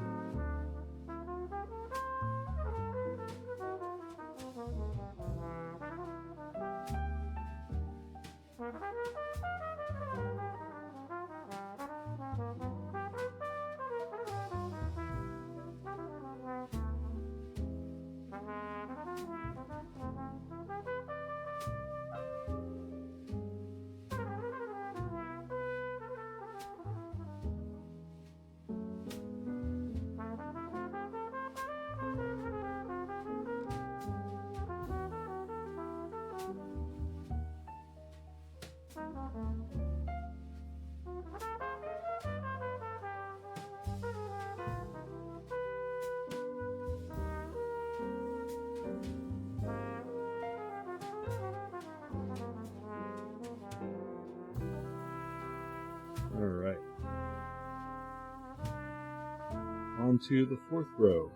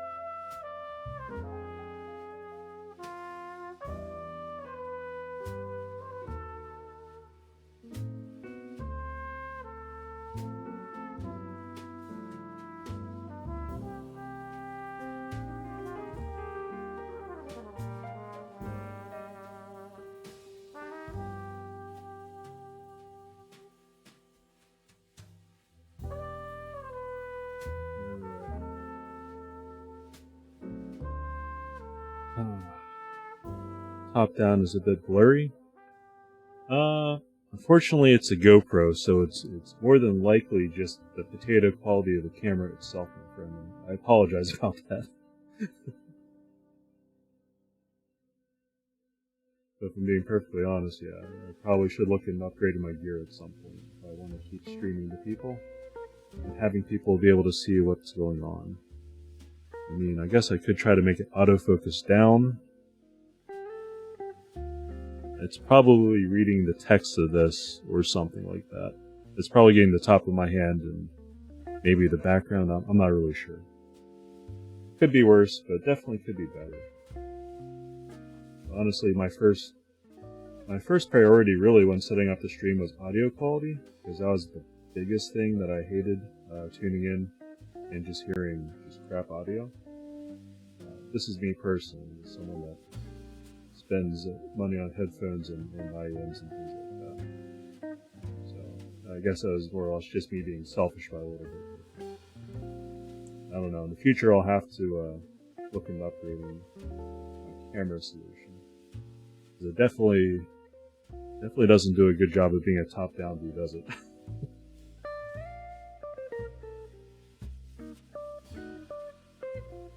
The only problem is I keep spending money on keyboards, so rather than camera equipment. In fact, yeah, since joining both Kage and Cloudline, and I'm looking maybe to pick up a Frog or a Mr. Suit. Should I be fast enough or lucky enough? I mean, I kind of don't want to spend much more money this month, if I'm being perfectly honest.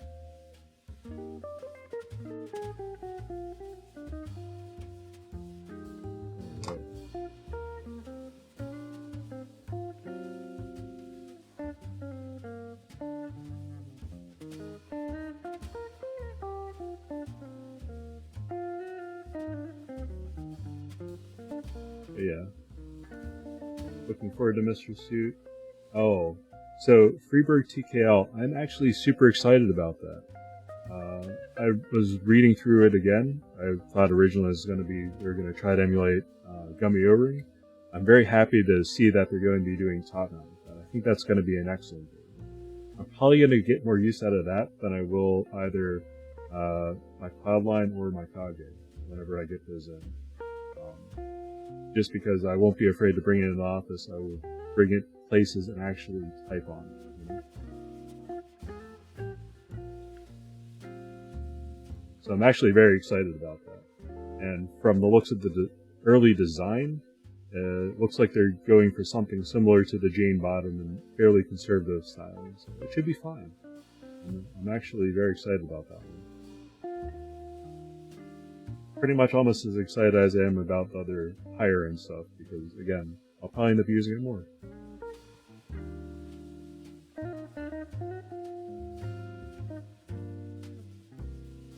Another TKL option that I was interested in was the Angle Vertex keyboard. Vertex Angle, yeah. A little bit curious about that. But since they said that was going to be on unlimited, no rush in joining that one. Yeah, I got both.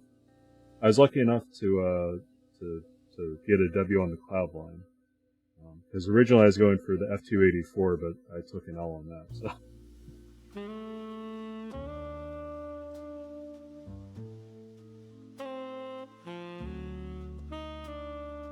And as far as the Kage went, I wanted that one because I got the Tomo. So that was just one of those things that it was, I wanted to buy more of the Friends boards, but I couldn't justify spending money on the Neko.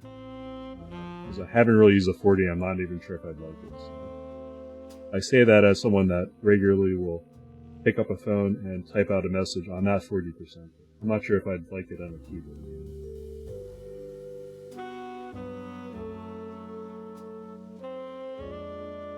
But if they have extras down the line, and I'm in a financially fine spot to buy one, I probably will, being perfectly honest. Although I'd be more interested in whatever their last board is, and I'd probably be more interested in trying to pick up a Hidari, because I wasn't looking at keyboards at that sort of price range when that came out for the Friends builds.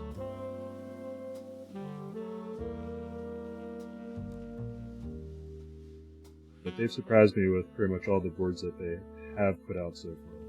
I'm kind of wanting to see what the last one is.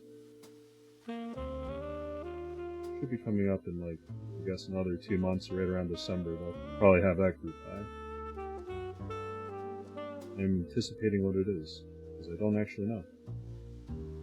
So far they did basically a full-sized or 1800 left. They did 75%. They did a 40%, and now they did a TKL, so it's probably going to be like a 60%, right? 60 or 65%. I don't know who it's going to be, though. It's going to be the guest maker for that one. I am anticipating that as being probably something that I will want to buy as well. I need to save up my money. So, unfortunately, long story short, I might be stuck with this potato quality camera for a little bit, so apologies about that. It's just really me being selfish, though.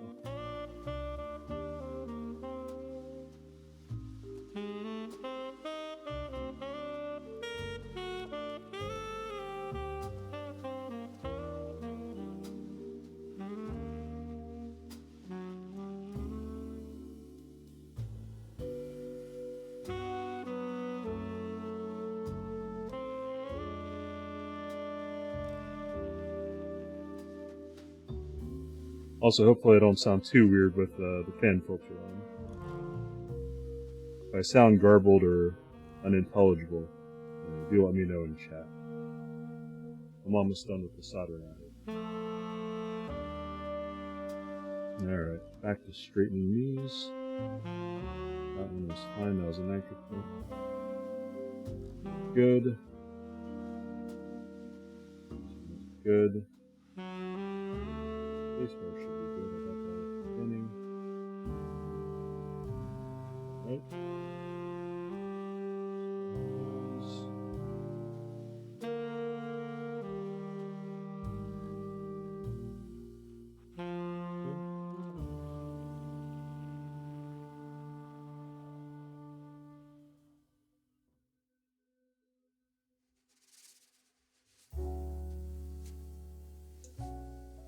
That one popped in.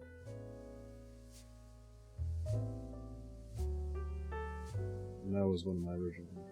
Okay.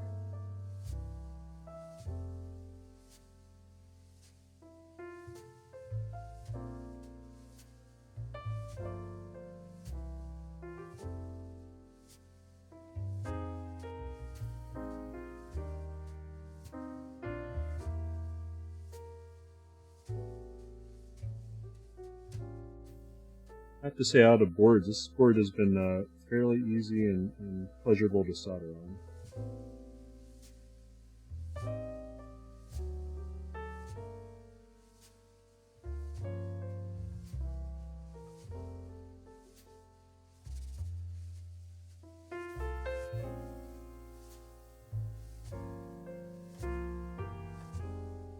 I think I still, maybe the Sagaha a little bit more pizzazz to some of the design elements and the way it was. This is a very clean PCB, and it soldered very well. Alright. That looks okay. I'll turn it off for now.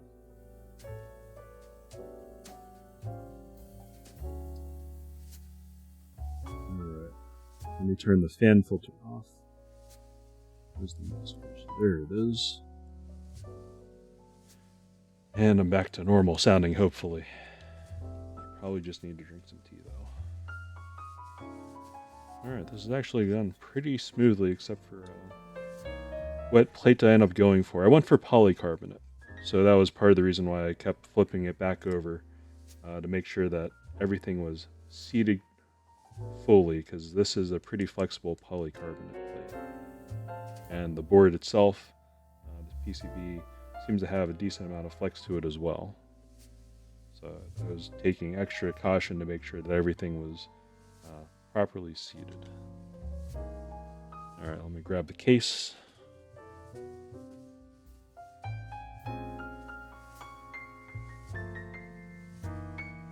Before I assemble it, let's test it one more time.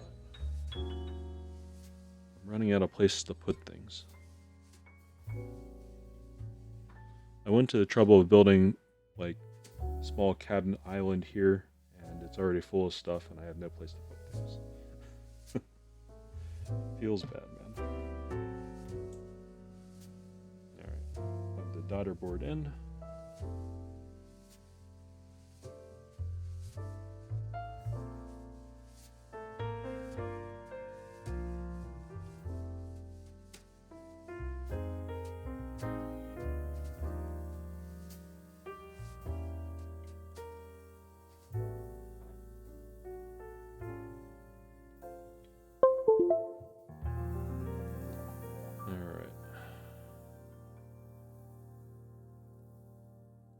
Reset.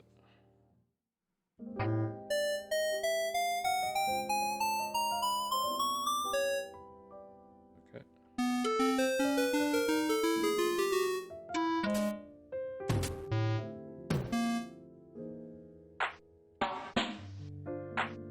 Yeah, I've already flashed the PCB. I was trying to do VIA. That was like fool's errand, as I learned pretty quickly. Well, I wasn't quick at learning, actually. I sat there trying to figure out why VIA wasn't working for a while until I'm like, okay, well, I guess it's all QMK. Because I open up the file, I'm like, that looks like QMK. That looks very familiar. So I've already flashed it with QMK, and here we are. Okay. I guess I'm ready to assemble the case. I am going to put the case foam in the bottom of it for this first go around, and then we'll see if I want to do anything else to this later.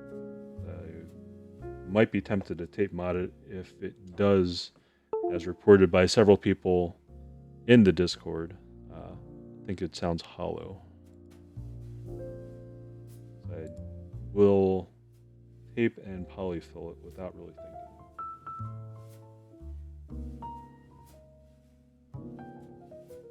Again, I'm one of these people that got in the hobby because I kind of like just messing around with things. Alright.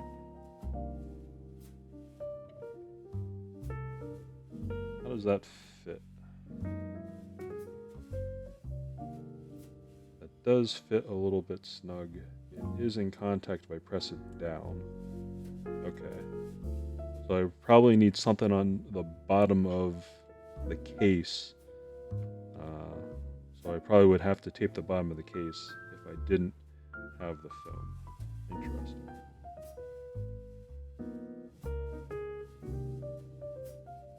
Good mental notes to have, I guess.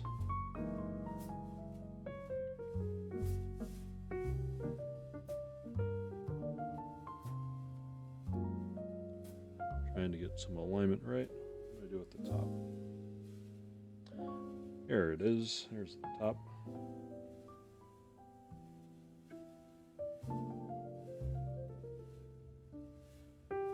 And then, what do I do with the screws? Here's the screws and the bit I need for the screws. Put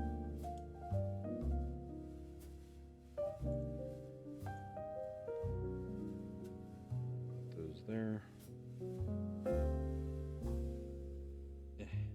Right upside down.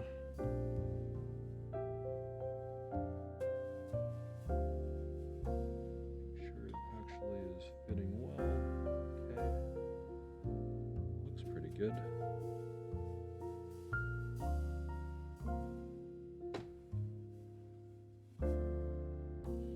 Alright, long ones went in the top.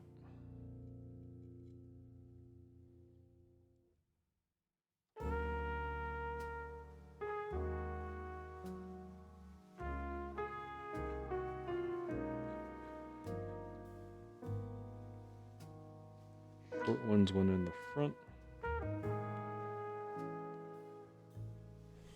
just going to do this in the regular, I guess, auto mechanics cross pattern.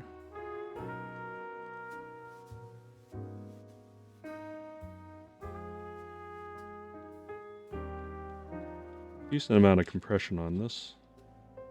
I'm not going to... Oh, that took the bit with it. Not going to go full hard down on everything, but just enough to make sure it's all in there, all aligned.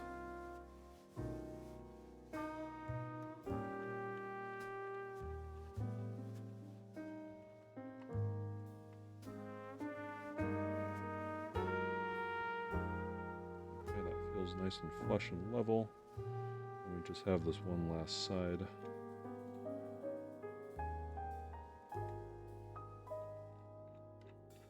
And then the 4 in the middle. And of course that comes out again. Alright.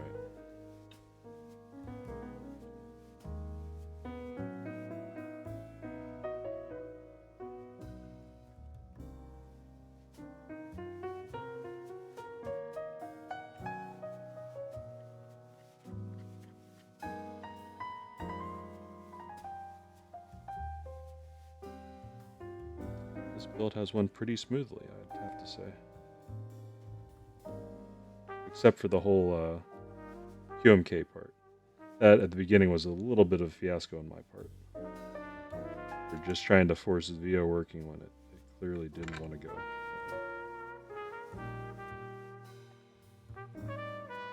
Old man handshakes. It's getting late or getting early. I can't really tell which anymore.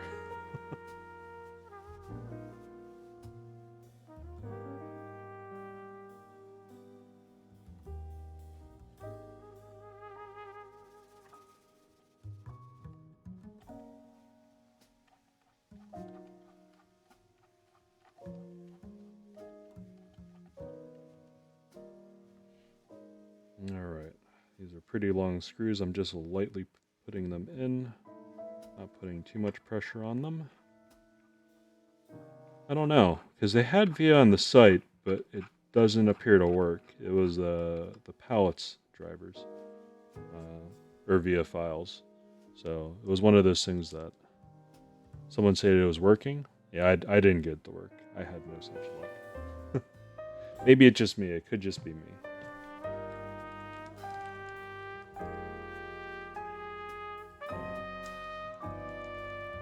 Alright, let me move some stuff out of the way, since I don't think I need to solder anymore.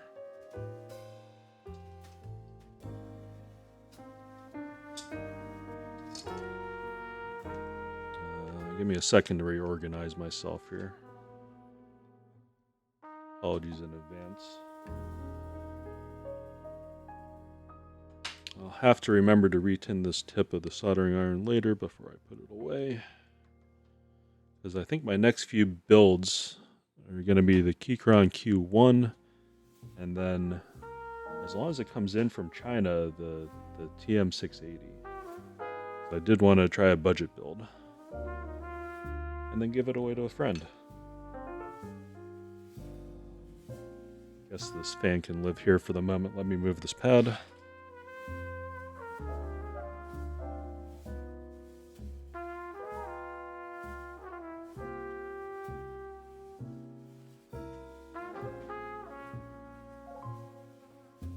Alright, and then keycaps.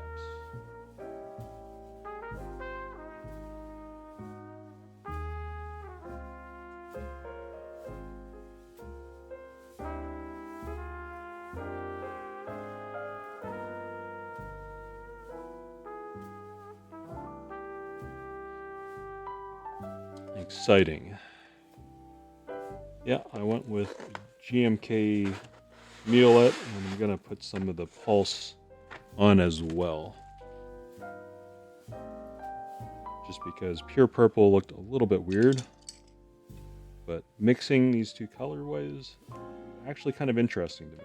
So, let me put these on to make sure that I don't have any rubbing or clearance issues. Fine.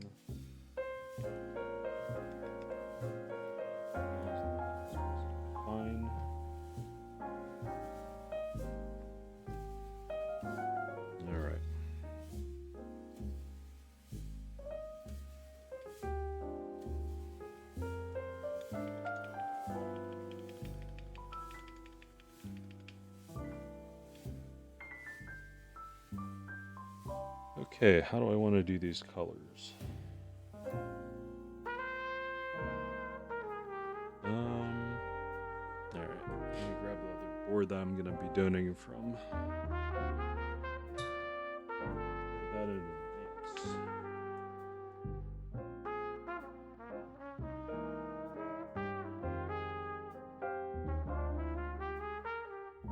Okay, since I built a Sagaha recently, I will not really be using the SK Ergo that much anymore. I did like this SK Ergo build, so I do want to keep it around, but with SK Ergo, it was crucially for me missing the B here, and I sorely missed that so much that I bought another kit, the Sagaha, and I probably shouldn't be doing this over these GMK trays because they will just disintegrate, because everyone knows how wonderfully reliable and robust these trays are. Alright.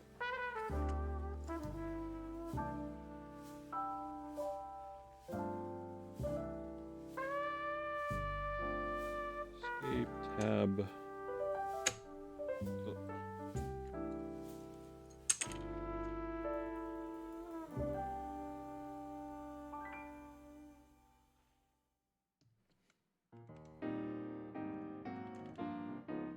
Then I guess I will still use function, because I find no need for using caps lock. I think sort of caps lock is sort of a waste of a key nowadays. This is different sizes. Alright, I'll have to get that whole key set out. Go purple here. What were these keys? Yes, actual potato trays. What was this top one? I think that was Tilda. Right? I think. Alright, I'll have to grab that out from the other tray. I don't know if I have a blue one. I think this was page up, page... No, delete, page up, page down.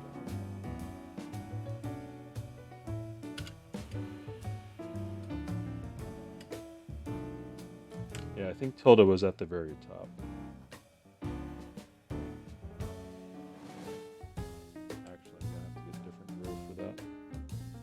Row 4, row 3. This will work for that one.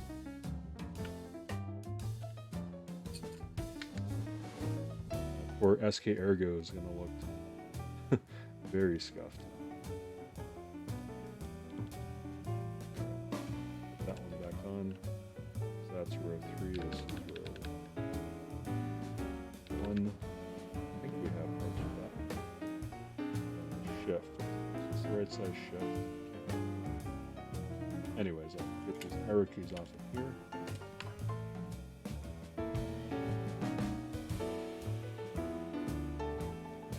I just sort of had this idea for mixing the two colorways between the two. I don't know if it'll actually work out, but I just didn't want a pure purple board.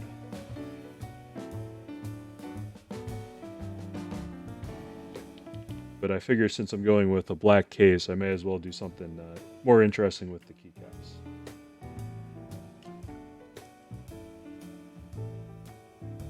I didn't want to use another set. Like, I thought about using some other GMK sets, but I sort of want to reserve those for other keyboards.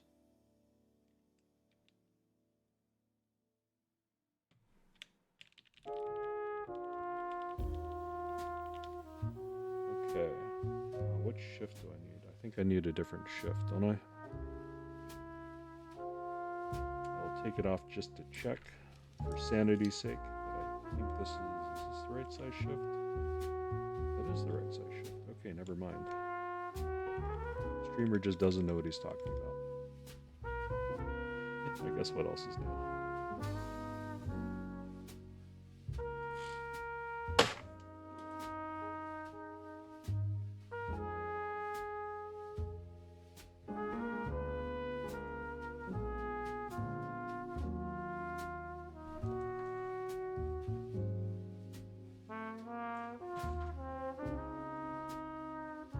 There's the pulse set. It was under the moto tray.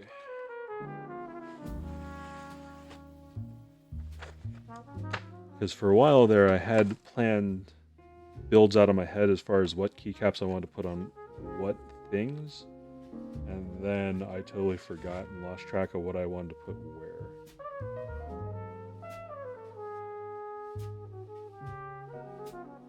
There we go. That's the tilde I wanted. I knew I had it.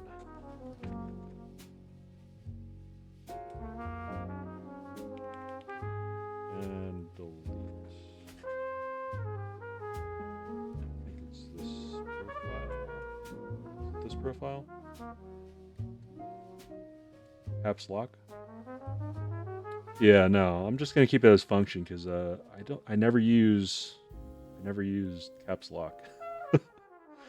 I'm more likely to program this as a layer 1 function and then just use WASD as arrows, even though I have arrows on the board.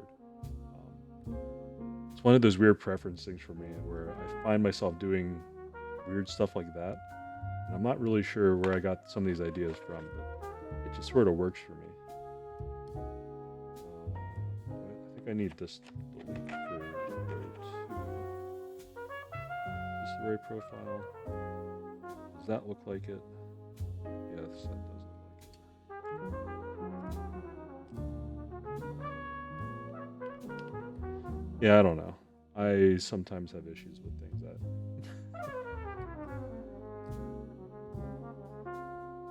because, like, this is going to be a little bit weird since this backspace and everything's on this row. Well, not so weird. I don't know. What was I doing?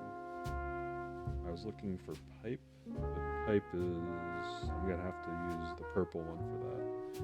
That's right, these. Since this is 6.25U, I get to use these. Then I guess the only other question I had in my mind style-wise was, do I go with the purple spacebar or do I use the black spacebar? I think I use the purple spacebar. I think I kind of like it, bridging the gap between the pulse colorways. I think it looks alright like this. I'll have to get the rest of the alphas and numbers in. What were these buttons? Right, Alt, and Function? Well, if I remap, I'll have to remap some stuff later, but if I make this function rather than caps lock, that means I could have like a menu over here and do something, I guess, weird, archaic, old school that nobody cares about.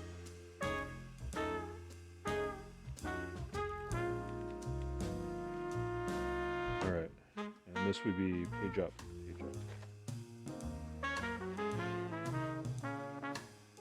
That's row 3, page up. Row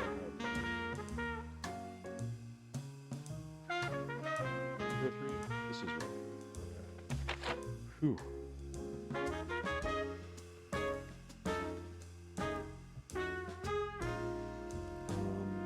Is this right? I don't think this is right. What is this, row 4? That's row 4. Okay.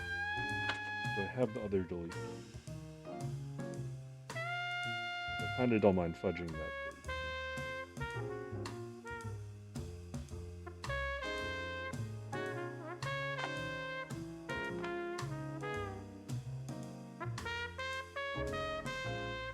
I don't think I have that. Alright.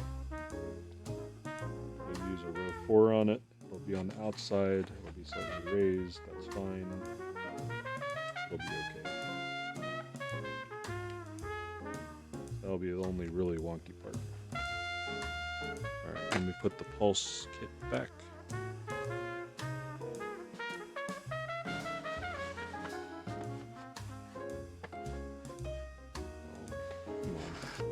Fit back together, potato tray.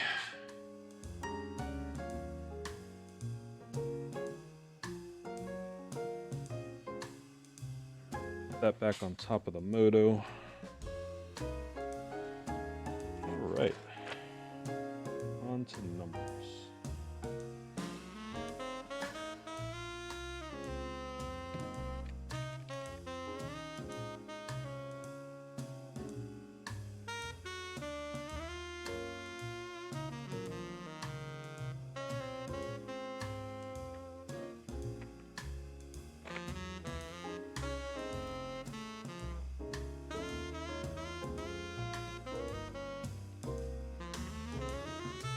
Alright, I think it's coming together. I think it looks alright with this color selection.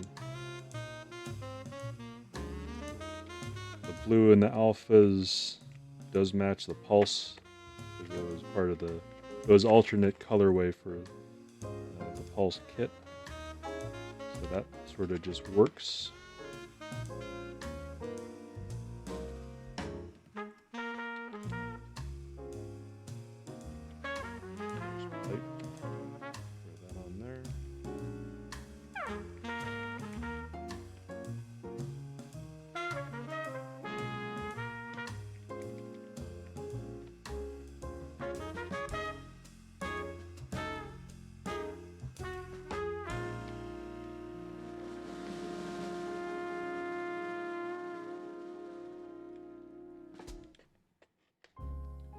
Yeah, I guess I picked up the habit of using WASD and caps lock as a function key really from my time just at work using the Songle 60. Because to do Excel and certain things, like I definitely need arrow keys. So I basically changed those out and I have not looked back. It's been pretty easy to use.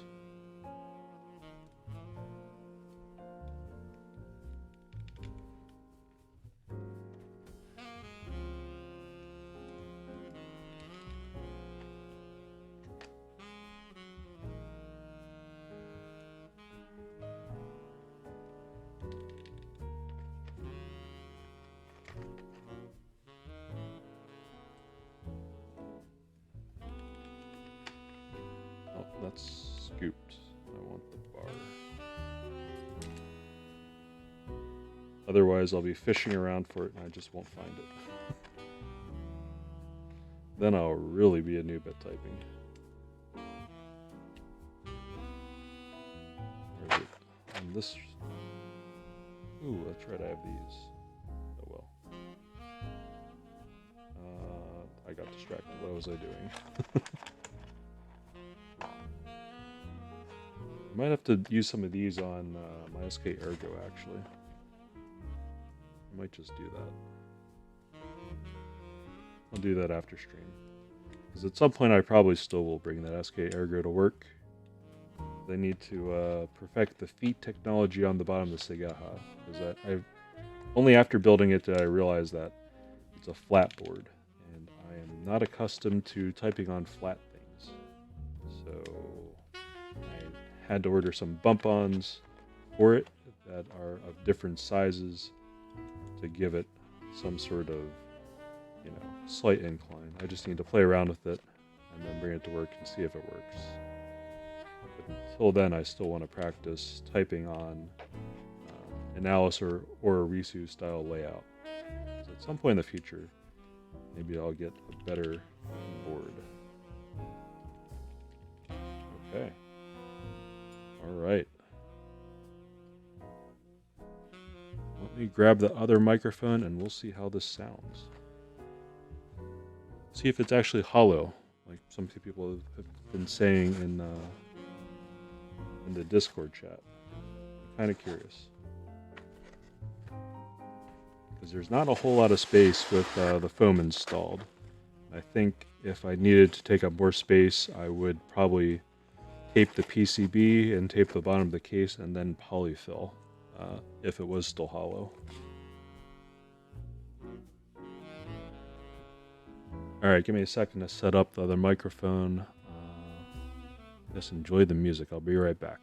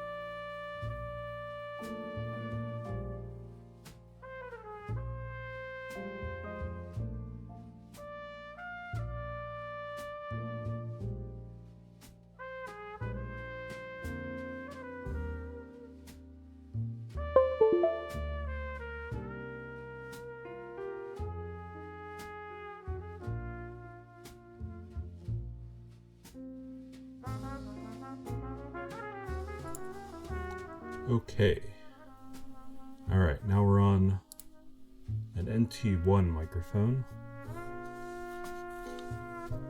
It says emulating QWERTY. Interesting. There's mouse clicks at basically the level.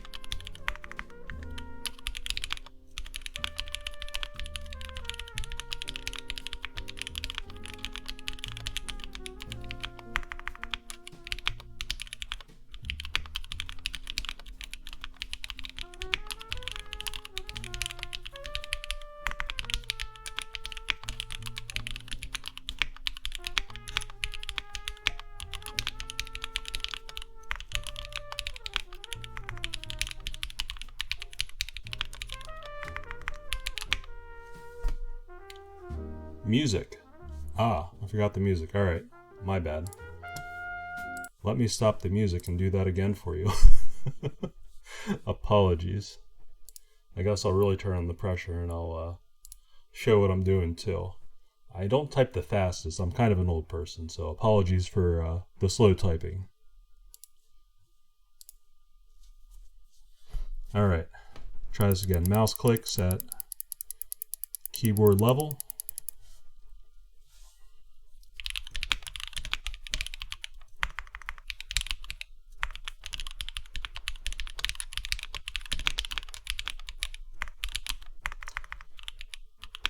I'm reading one word ahead.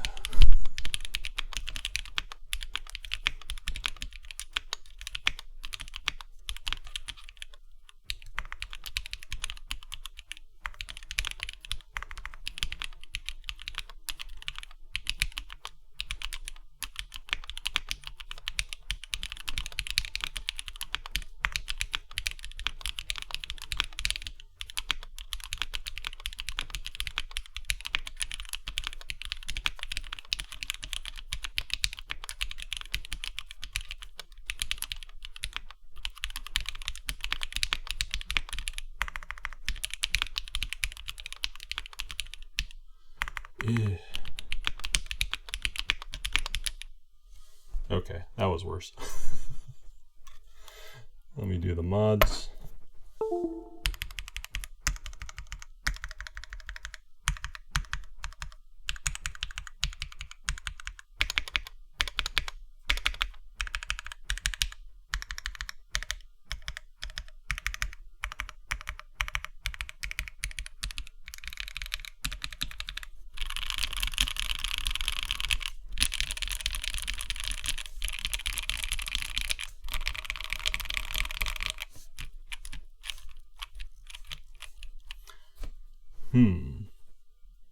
So what do you guys think? Does it sound hollow to you?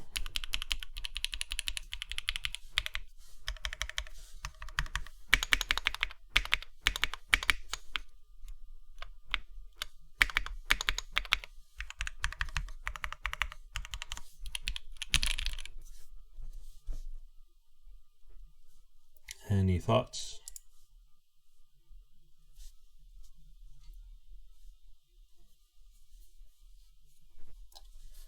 Turn the music back on a little bit. Yeah, so my first thoughts, I think it sounds alright. I don't think it sounds that hollow. I think, if I'm being brutal about it,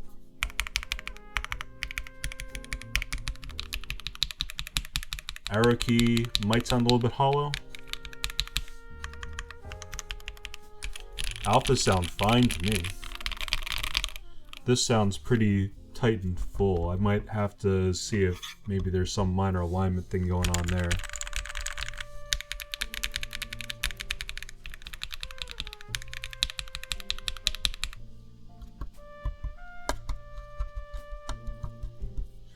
Yeah, the case doesn't sound pingy. I don't really hear to my ear, it doesn't sound bad at all. Yeah, it ended up a little bit clacky. I probably can loosen some of the screws on the case, and that would probably give it a slightly deeper sound, but yeah. But these are Alpacas lubed and filmed. This was, I guess I should have said the plate type, but the plate is polycarb, so. With GMK, it definitely is going to have a slightly more clacky character.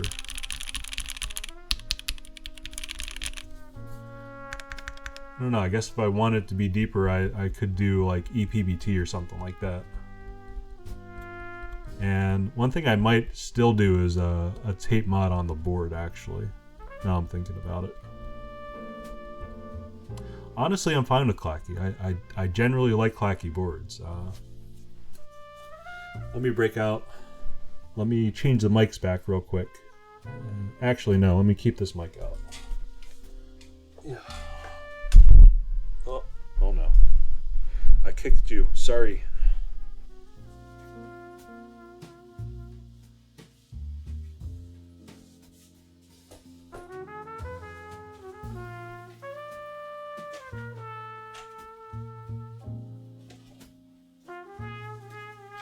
So there went the GMK set.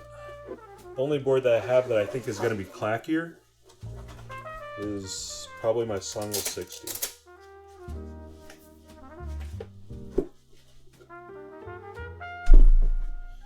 I keep kicking the microphone. I need to get this mounted differently so I don't end up kicking it. So let me get monkey type off the screen. I have this keyboard, the Songle 60, and this I think will be the only board that I have that's clackier.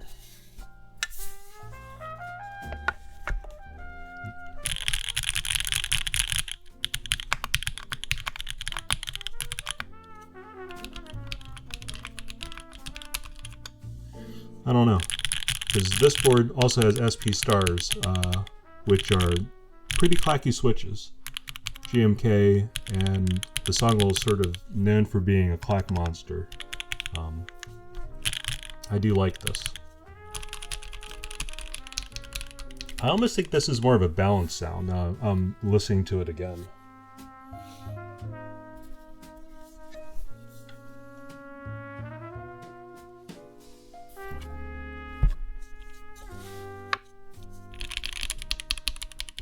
Because it definitely has some character of like a deeper bottom end, probably from the Alpaca switches. But yeah, I think the only thing that I'm a little bit weirded out by is the fact that it lost flex. So either I have to loosen up on the screws, or that little bit of foam between the PCB and the case has just robbed it of flex, because I didn't use plate foam, so I want it to be a little bit more flexy. So that's sort of interesting to learn. I don't know. What do you guys think? Do you guys like the way this sounds?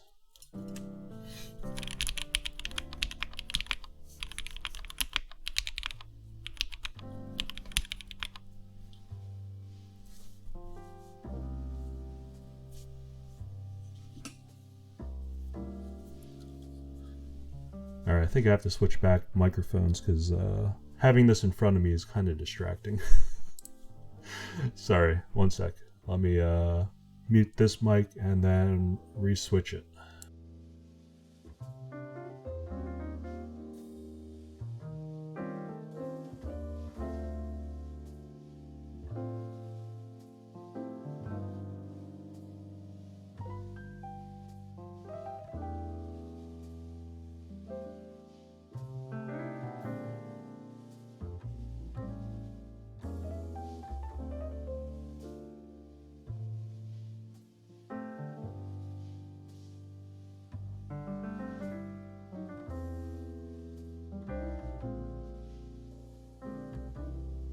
I'll have to do more cleanup later.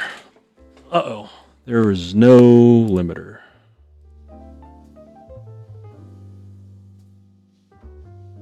There is a limiter? Why are you overshooting? Loudmax, are you not working? Weird. Okay.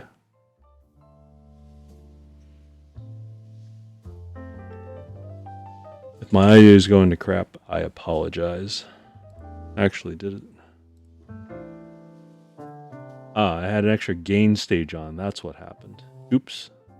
Sorry if I blew your eardrums out. Anyways, I think that's going to be about it for me for tonight. I'm actually quite pleased with the way this turned out. The fact that I don't think it's actually hollow. I think it sounds alright. It has a poppy sound to it that's, I guess, a mix of it being clacky and bottom. I don't think it's actually just poppy because there's no PE foam or anything like that in it.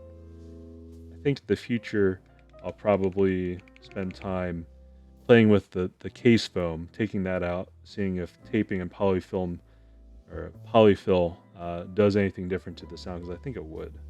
In fact, it's a little bit early. I might actually just spend time doing that real quick. I still actually need to clean up the PCB. Let me do that.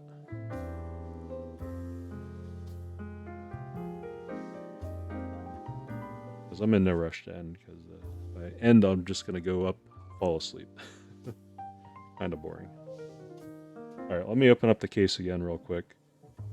I still need to actually clean up the PCB, because I was rushing just to try it out, because I was very excited about all this. The bit goes with it. Oops.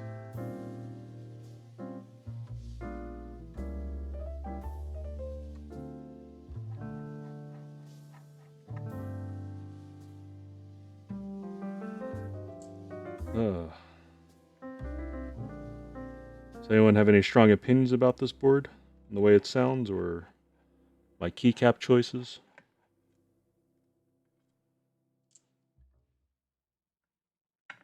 Or my very much potato quality camera?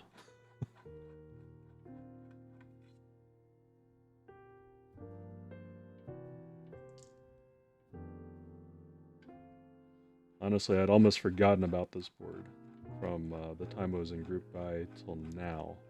I had just assumed that it would come later.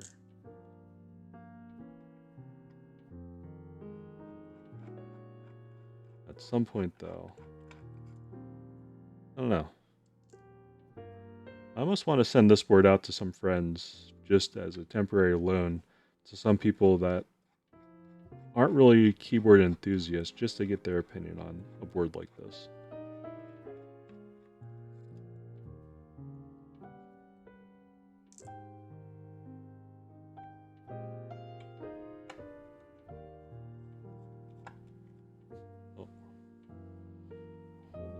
Compress it so I can get the screw out without damaging anything.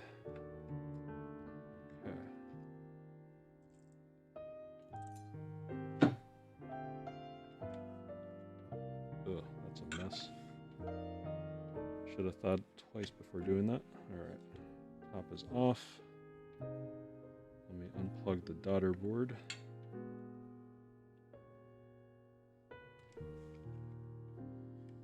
Okay. That wasn't even sitting. Maybe that was robbing the flex. It wasn't even sitting there. Huh. Alright, I'll have to try that in a moment. Let me break out the paper towels. This is something I usually do after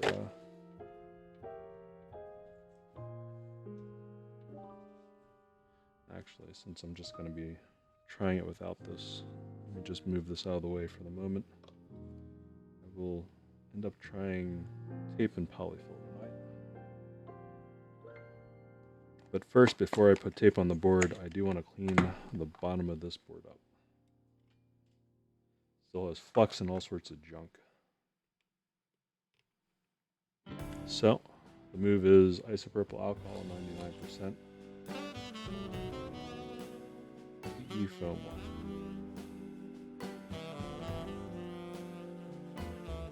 Just looking to get the excess flux and stuff off. Hey, Inamashiki, how are you? I would shout you out, but I just unplugged this keyboard. saw you were streaming earlier, and I'm like, I wanted to stream this. How did your stream go?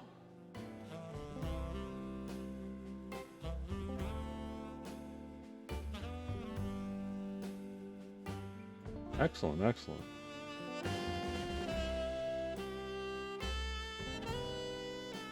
Glad to have you here, man. Relube and spring swap on OP blacks. Huh. Frog build during a subathon? Nice. When's your subathon, by the way?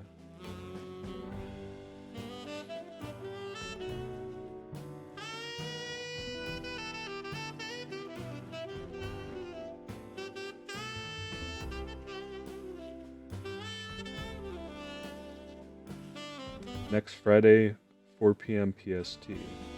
Anyone that's into keyboards and a lot of other things, you know, the Batman always has excellent streams. Do check out Mashiki. I'm going to try for 24 hours. Make sure you give him lots of subs and love so he stays up even longer, maybe. Good luck, man. I will try to set aside some time to tune in. Over 50 things to give away. Oh, now everyone has to show up to that. That's going to be excellent. 3 keyboards and 3 macro pads. Nice.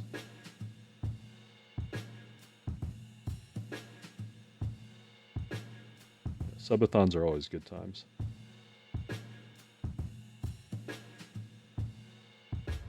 Missed the earlier part. I am cleaning the flux residue off of the back of the board before I tape mod it. The idea here is that I want to try to make sure that nothing degrades, nothing shorts over time, nothing corrodes, because flux is pretty nasty stuff. So I'm basically just using 99% isopropyl alcohol and these little PE foam wipes. You can see they're going from white to yellow as they pull flux off of the board. And pretty much if you're soldering, you're either using old-fashioned paste flux or pretty much everyone uses rosin core solder, so probably should clean that off, although I don't think many people do.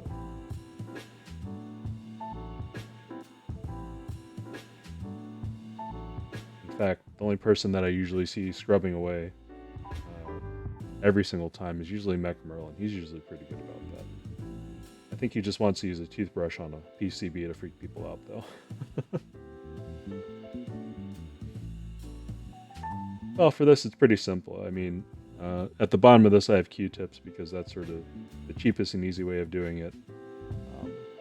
But pretty much you're looking at getting 95% or greater isopropyl alcohol.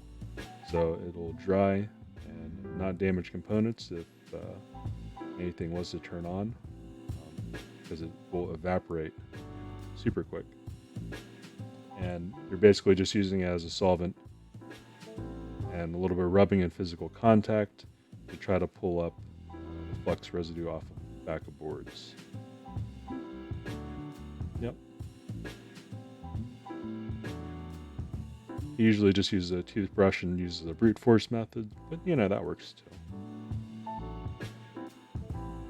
Since these little PE foam applicators are fairly cheap on Amazon, I just buy them in packs of like 1,000, and then I'm good for more than a few builds.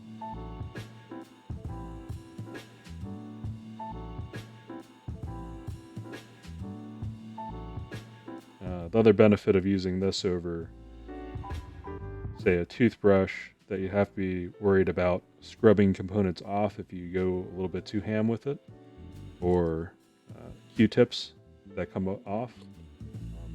You know, this is basically just a contained foam tip. So it's a little bit easier, less worry. It does a decent job of picking stuff up.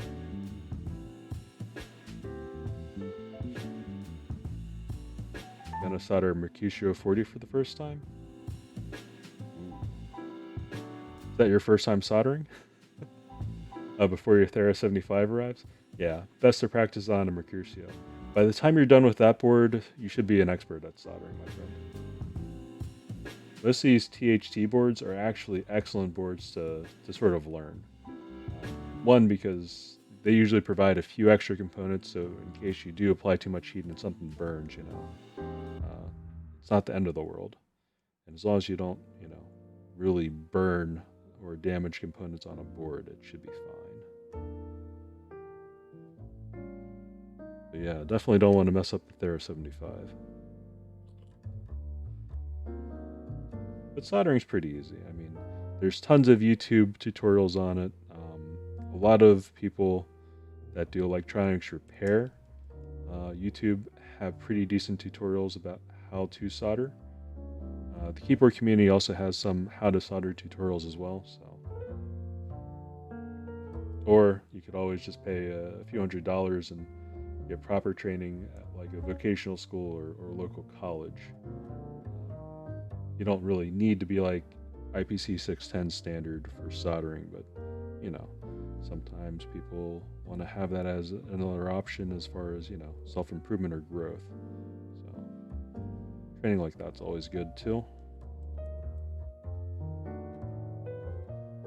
But this is keyboard stuff, so you don't really have to be a full top-level professional at soldering or anything. This is sort of horseshoes and hand grenades with the size of components and the ease at which you can put the stuff together. So it's not the biggest of deal. So I'm going to stop there with the cleaning. It's pretty good. Close enough for me for now.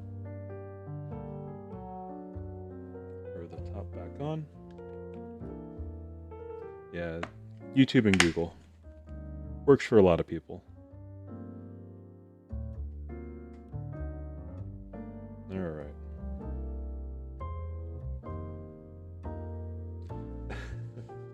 Well, you're doing a little bit better than just winging it if you're researching it at least.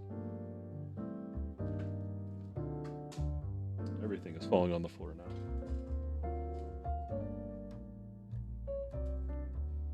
Alright.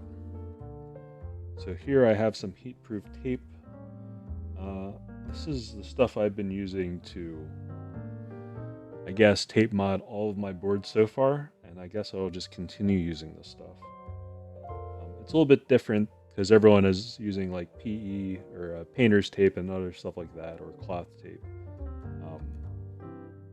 This is sort of stuff that you'd expect to find in most electronics industries. It's heat proof, so like if you needed to hold down components for soldering, this would be the stuff to go with. It's brown, it's a little bit different. Don't exactly know how to describe the sound of it though. But it does the job, I guess.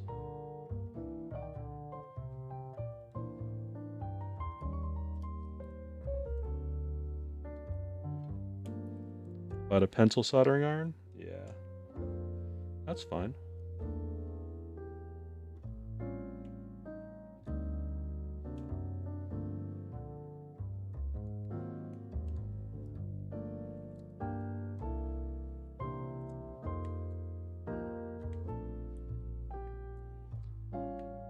Yeah, because honestly, I've just been using this TS100 at home, and it's been fine for me. But that being said, if I wanted to pick up something different, that would be one of those upgrade components that I would think about.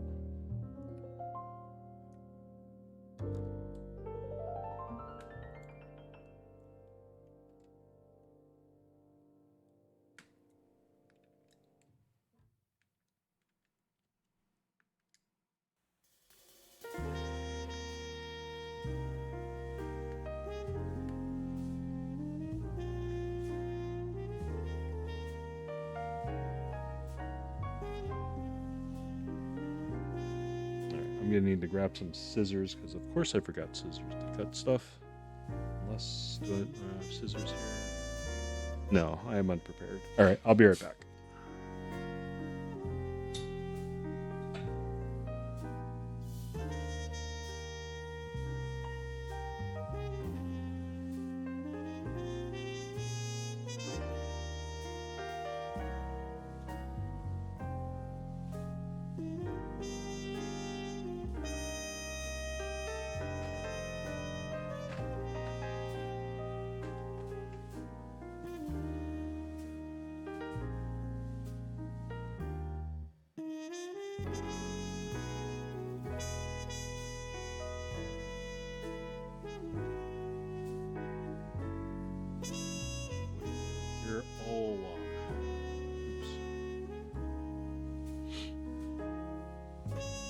how do you power your TS100?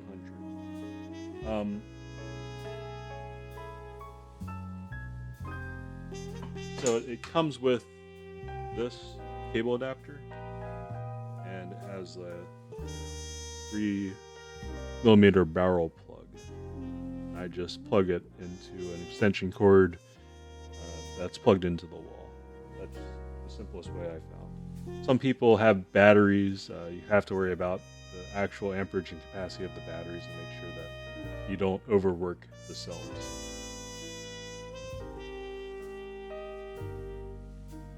So plugging in the walls, I guess, is the short answer.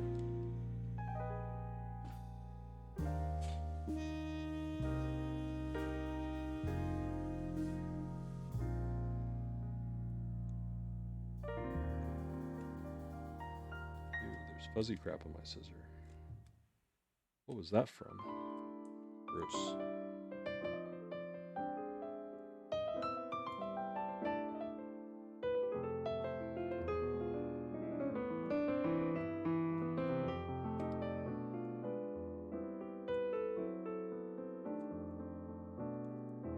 Yeah, some people use batteries. I think Wildcat's pretty famous for using a TS80 in batteries. But you just have to make sure that the capacity and the output works for the system.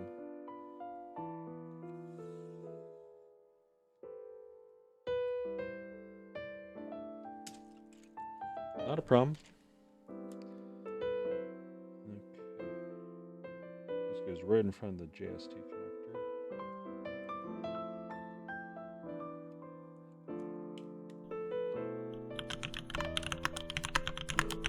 Acid burn. Thank you for the follow. Glad you found the useless information I give out useful. Or at least I hope you find it useful.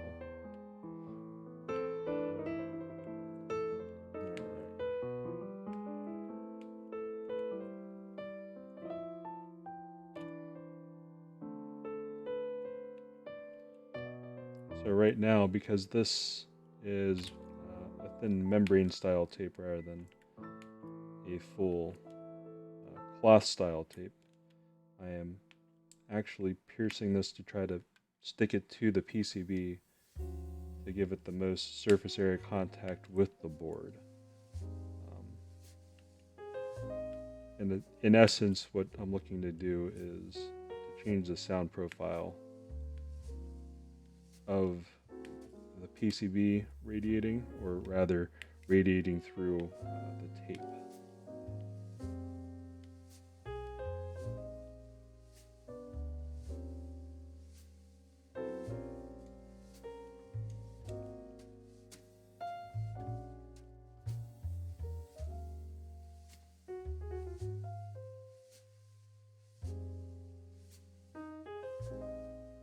And then I'll have to waste quite a bit of taping the bottom because I don't want it to bottom out. Because I have a feeling that this thing would short if I didn't.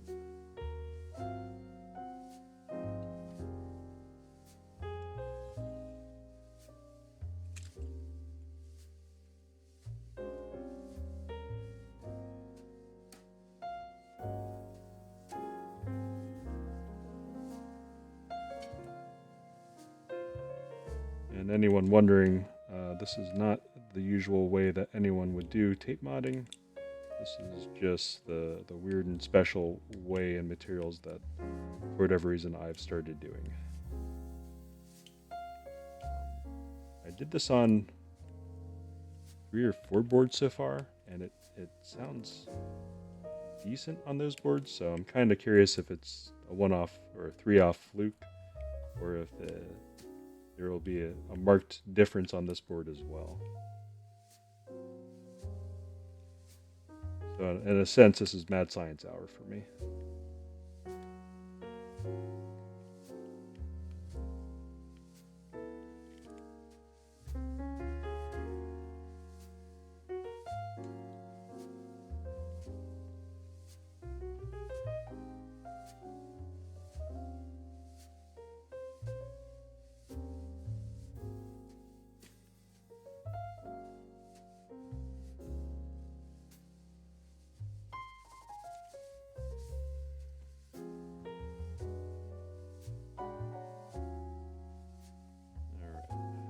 2 more layers to go on the PCB.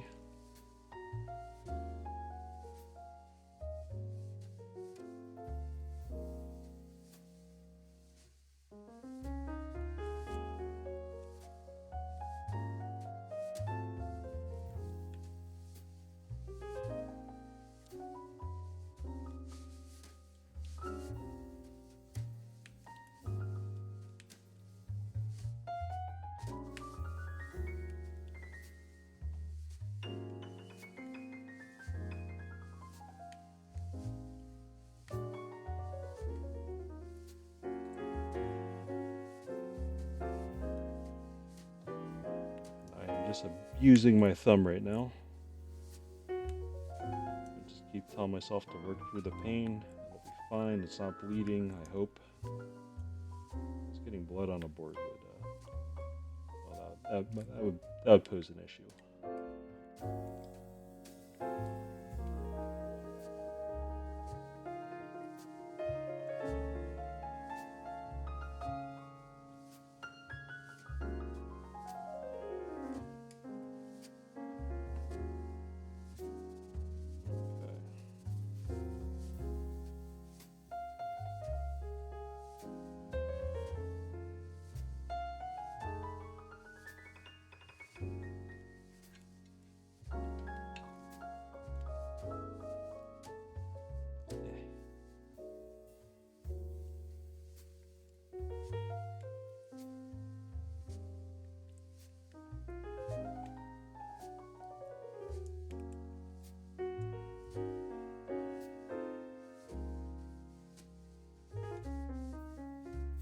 And again, this is a very non-standard way to tape mod.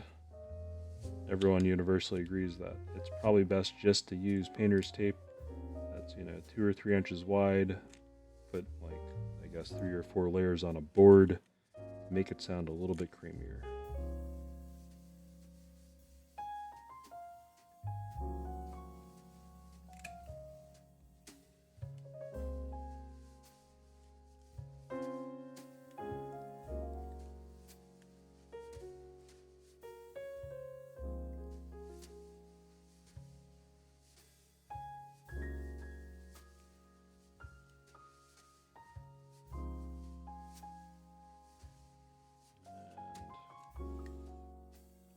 This should finish it.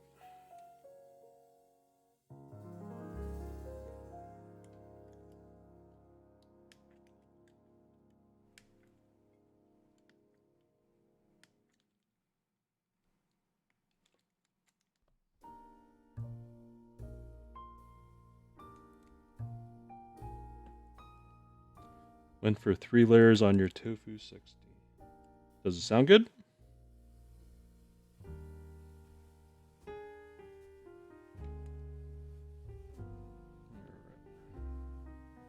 Made a world of difference, plus the PE foam. Yeah, PE foam will totally alter the sound profile. Alright, so if I'm looking from this side and pressing down, oh, maybe that won't bottom out. Okay. Well, it might just be good like this then. Interesting. So let me try without any foam with just tape on it and see if what that sounds like. I'm kind of curious now. This will probably sound on the hollow side.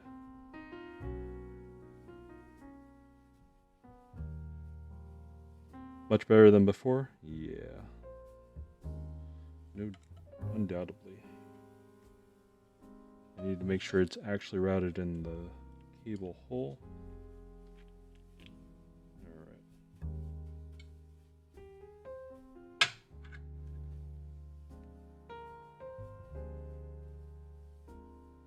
Balance that precariously over there.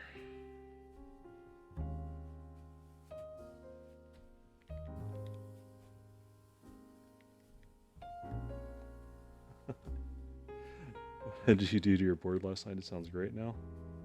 Words of praise. And then my wife makes me make it her keyboard with Shub's blue bomb switches in it because she has to go back to work in her office. And she brags that she loves that keyboard. Yeah.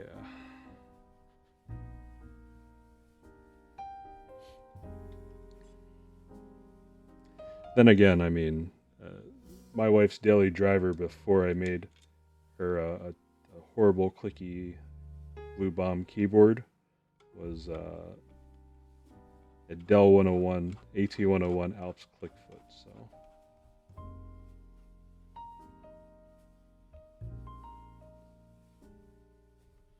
Alright, trying to go a little bit lighter than I did last time on the screwing in and compression.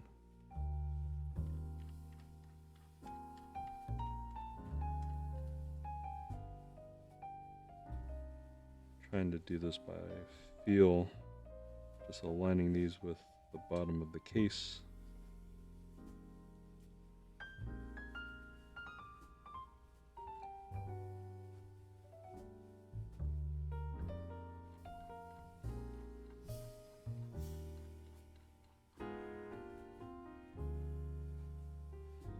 Well, yeah, so the Dell Clickfoot is one of those old-fashioned renowned keyboards that has, hers has Alps blues in it, I think. So it's one of those weird Alps keyboards that, you know, she didn't know why she liked it or why it was louder than other things, but it's actually I dare say it's actually a decent keyboard. And she just obviously has no interest other than typing and having a loud clicky sound, because that's what she likes. But she did ask me to do the Blue Bomb keyboard for her, specifically so it would annoy other people in her office that would have to listen to it. Yeah, for that I went with the YMD stacked acrylic case with just sheet metal bottoms and basically integrated plate. It was interesting because that was hollow, resonating, sharp, and all the bad words all at once for sound descriptors, but it was exactly what she wanted and she loves it.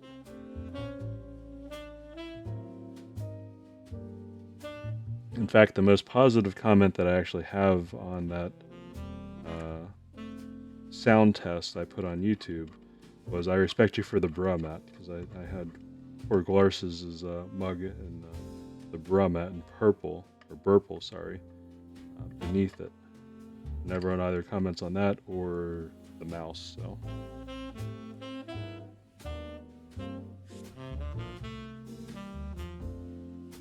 Alright,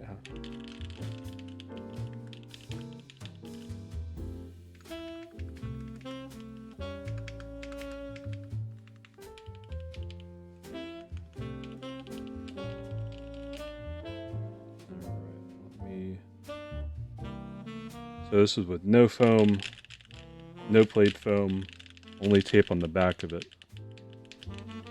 Let me grab the other microphone and let's see what it sounds like.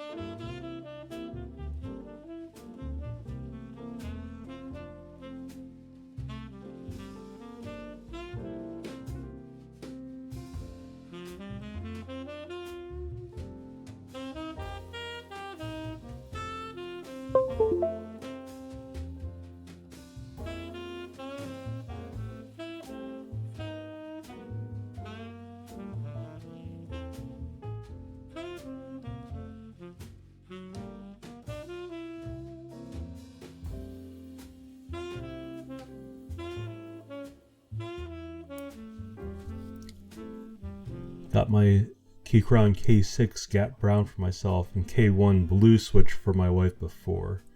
I'm gonna shift her to a custom just to get her out of there. Yeah, definitely would be a good goal. Let me turn the sound or music off real quick.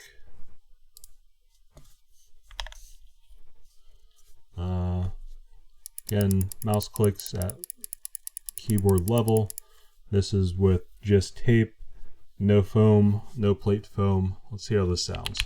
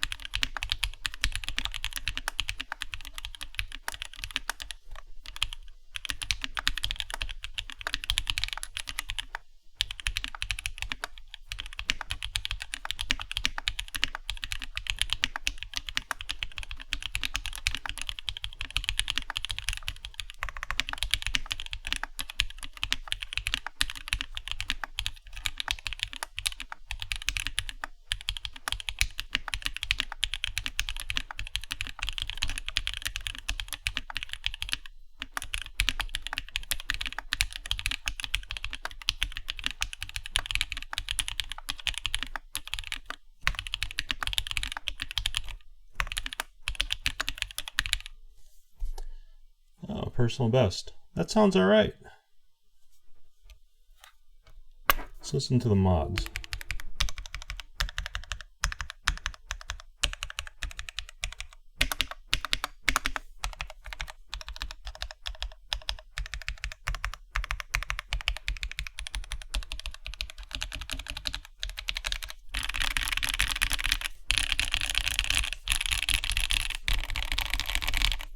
I actually like the sound better, except for the spacebar. I need to do something to the spacebar. That does sound hollow, but the rest of the board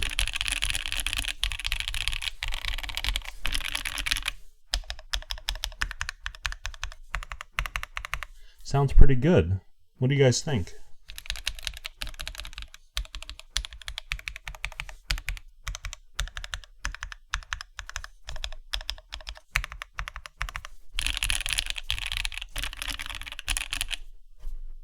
I don't know. I'm actually pleasantly surprised by this.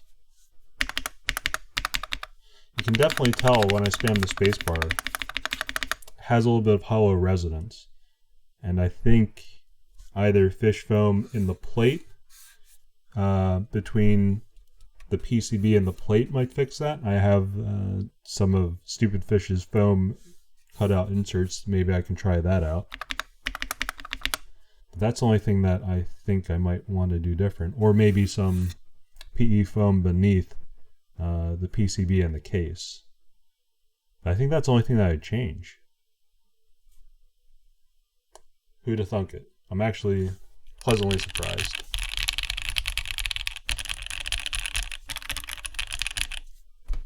Yeah.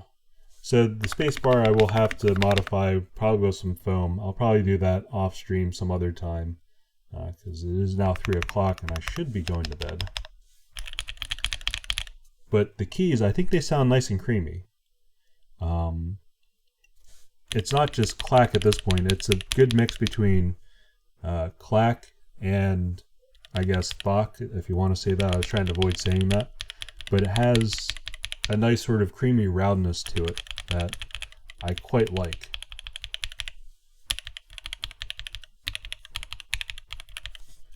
I really like the way the middle alphas sound, actually.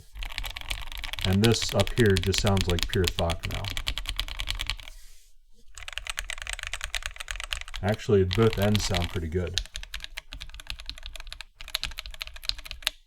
The sweet sound of clack, they boot you out. Feels bad. I don't know. I have my own office, so I can... no one really bothers me if they hear me typing away furiously, so... Then again, I'm only typing out like 83 words per minute, so I'm not even that fast. Anyways, I think that's probably going to be it for me for tonight. Thank you guys for sticking with it. What plate am I using again? I'm using a polycarbonate plate. Using the PC plate. Actually quite happy with it. In this configuration, without foam beneath it, it has more flex. And I do like that. That was the main reason why I wanted to get rid of all the foam. So I guess when someone says, is it hollow? I guess you can say maybe the spacebar is hollow, but the rest of it, I don't. To my ear, unless you're really listening for like decay in the case or something, it doesn't really sound hollow to my ear. I guess if you hit it once, and I think without the desk pads, it might sound a little bit hollow if you're just listening for a single keystroke. But yeah. With PC and brass plates. Yeah, so if you want that firm typing experience and you like clack, definitely go brass plate.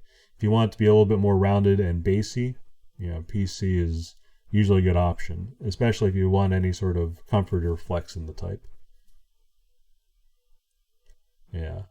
Had I actually read the group buy better when I was ordering this board, I probably would have gotten this with a variable plate rather than a fixed plate. I probably still would have got PC though, because I'm thinking I like 7U spacebars more for this layout with the blocker for the arrow keys. But that's pretty minor. I am very happy with this board though, and I will be taking it to work in whatever configuration it is in now, and just typing on it and being happy in my own office. If anyone tries to stop me, well, I'll just shut the door and tell them to please leave. Anyways, I think that's about it for me. It's 3 o'clock. Thank you all for stopping by, watching the stream. I just happened to post randomly on the Discord server for NeoKeys that I was doing this. Hopefully it's been informative. I guess if you have any questions, feel free to, I guess, ask questions in Discord, and I'll try to get around to it for some of the stuff. I guess I'll have to put a sound test on YouTube at some point in pictures after I fix the spacebar and put some thoughts to it. So, again, thank you all for showing up. Thank you very much, and please have a good night or a good day or whatever you're at, because it's 3 o'clock in the morning for me, and I need some sleep. I guess I'll find someone to raid before we go. Let's go back to Twitch. Home, no. Channel? Twitch? Does it show Makers and Crafters? Channel? Oh god.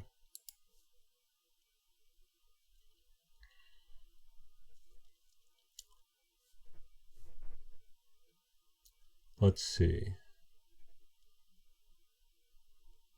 Keyboard. Let me get rid of myself. I don't want to watch myself. Let's go with another keyboard. Oh, someone has they said giveaway? Let's do that guy. Wallenboard. Let's try this guy. What do you guys think? Ah, ads. No.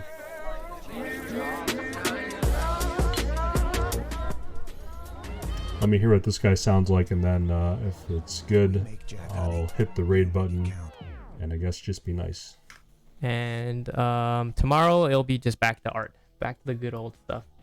You've seen the blue on white, but not teal blue. Yeah, that's why. I mean, I think there's like a set of Miku keycaps on like Etsy or something, but they don't look like they don't look that good. So I need to plug my keyboard in. So it is, right? So exactly, more boobas tomorrow. So yeah, thank you guys. Again, thank you guys all for staying around. Thank you guys all for watching. Feels bad. I really appreciate it. This is like the most fun stream I've ever had. So yeah, tomorrow is pretty fun. It's pretty chaotic and everything, but yeah. So I'm gonna send you guys off to Voodoo now. I'm gonna get used to it, but right, but yeah, for now. Who's he sending us off to?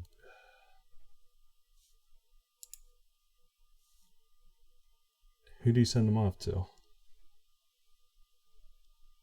I'm confused. This is my... Yeah, I need to find someone to raid though. This is me going into full boomer mode to panic and say, oh, the Voodoo Bear? Ah, that's who it was. Okay, let's do it. Call you real quick.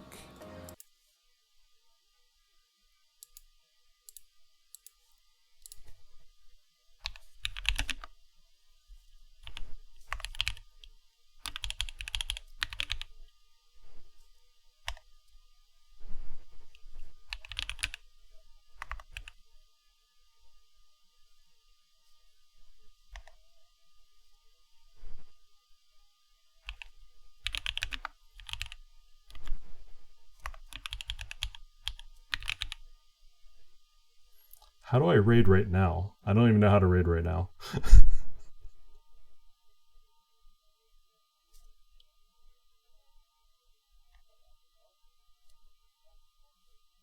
It just has a countdown timer. I don't know how to make it go.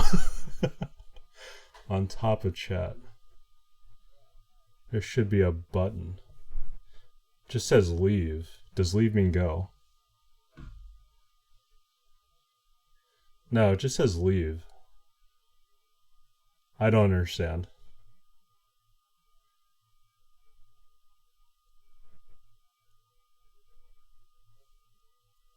I'll have to fix this later. No, it just says leave. I don't quite understand.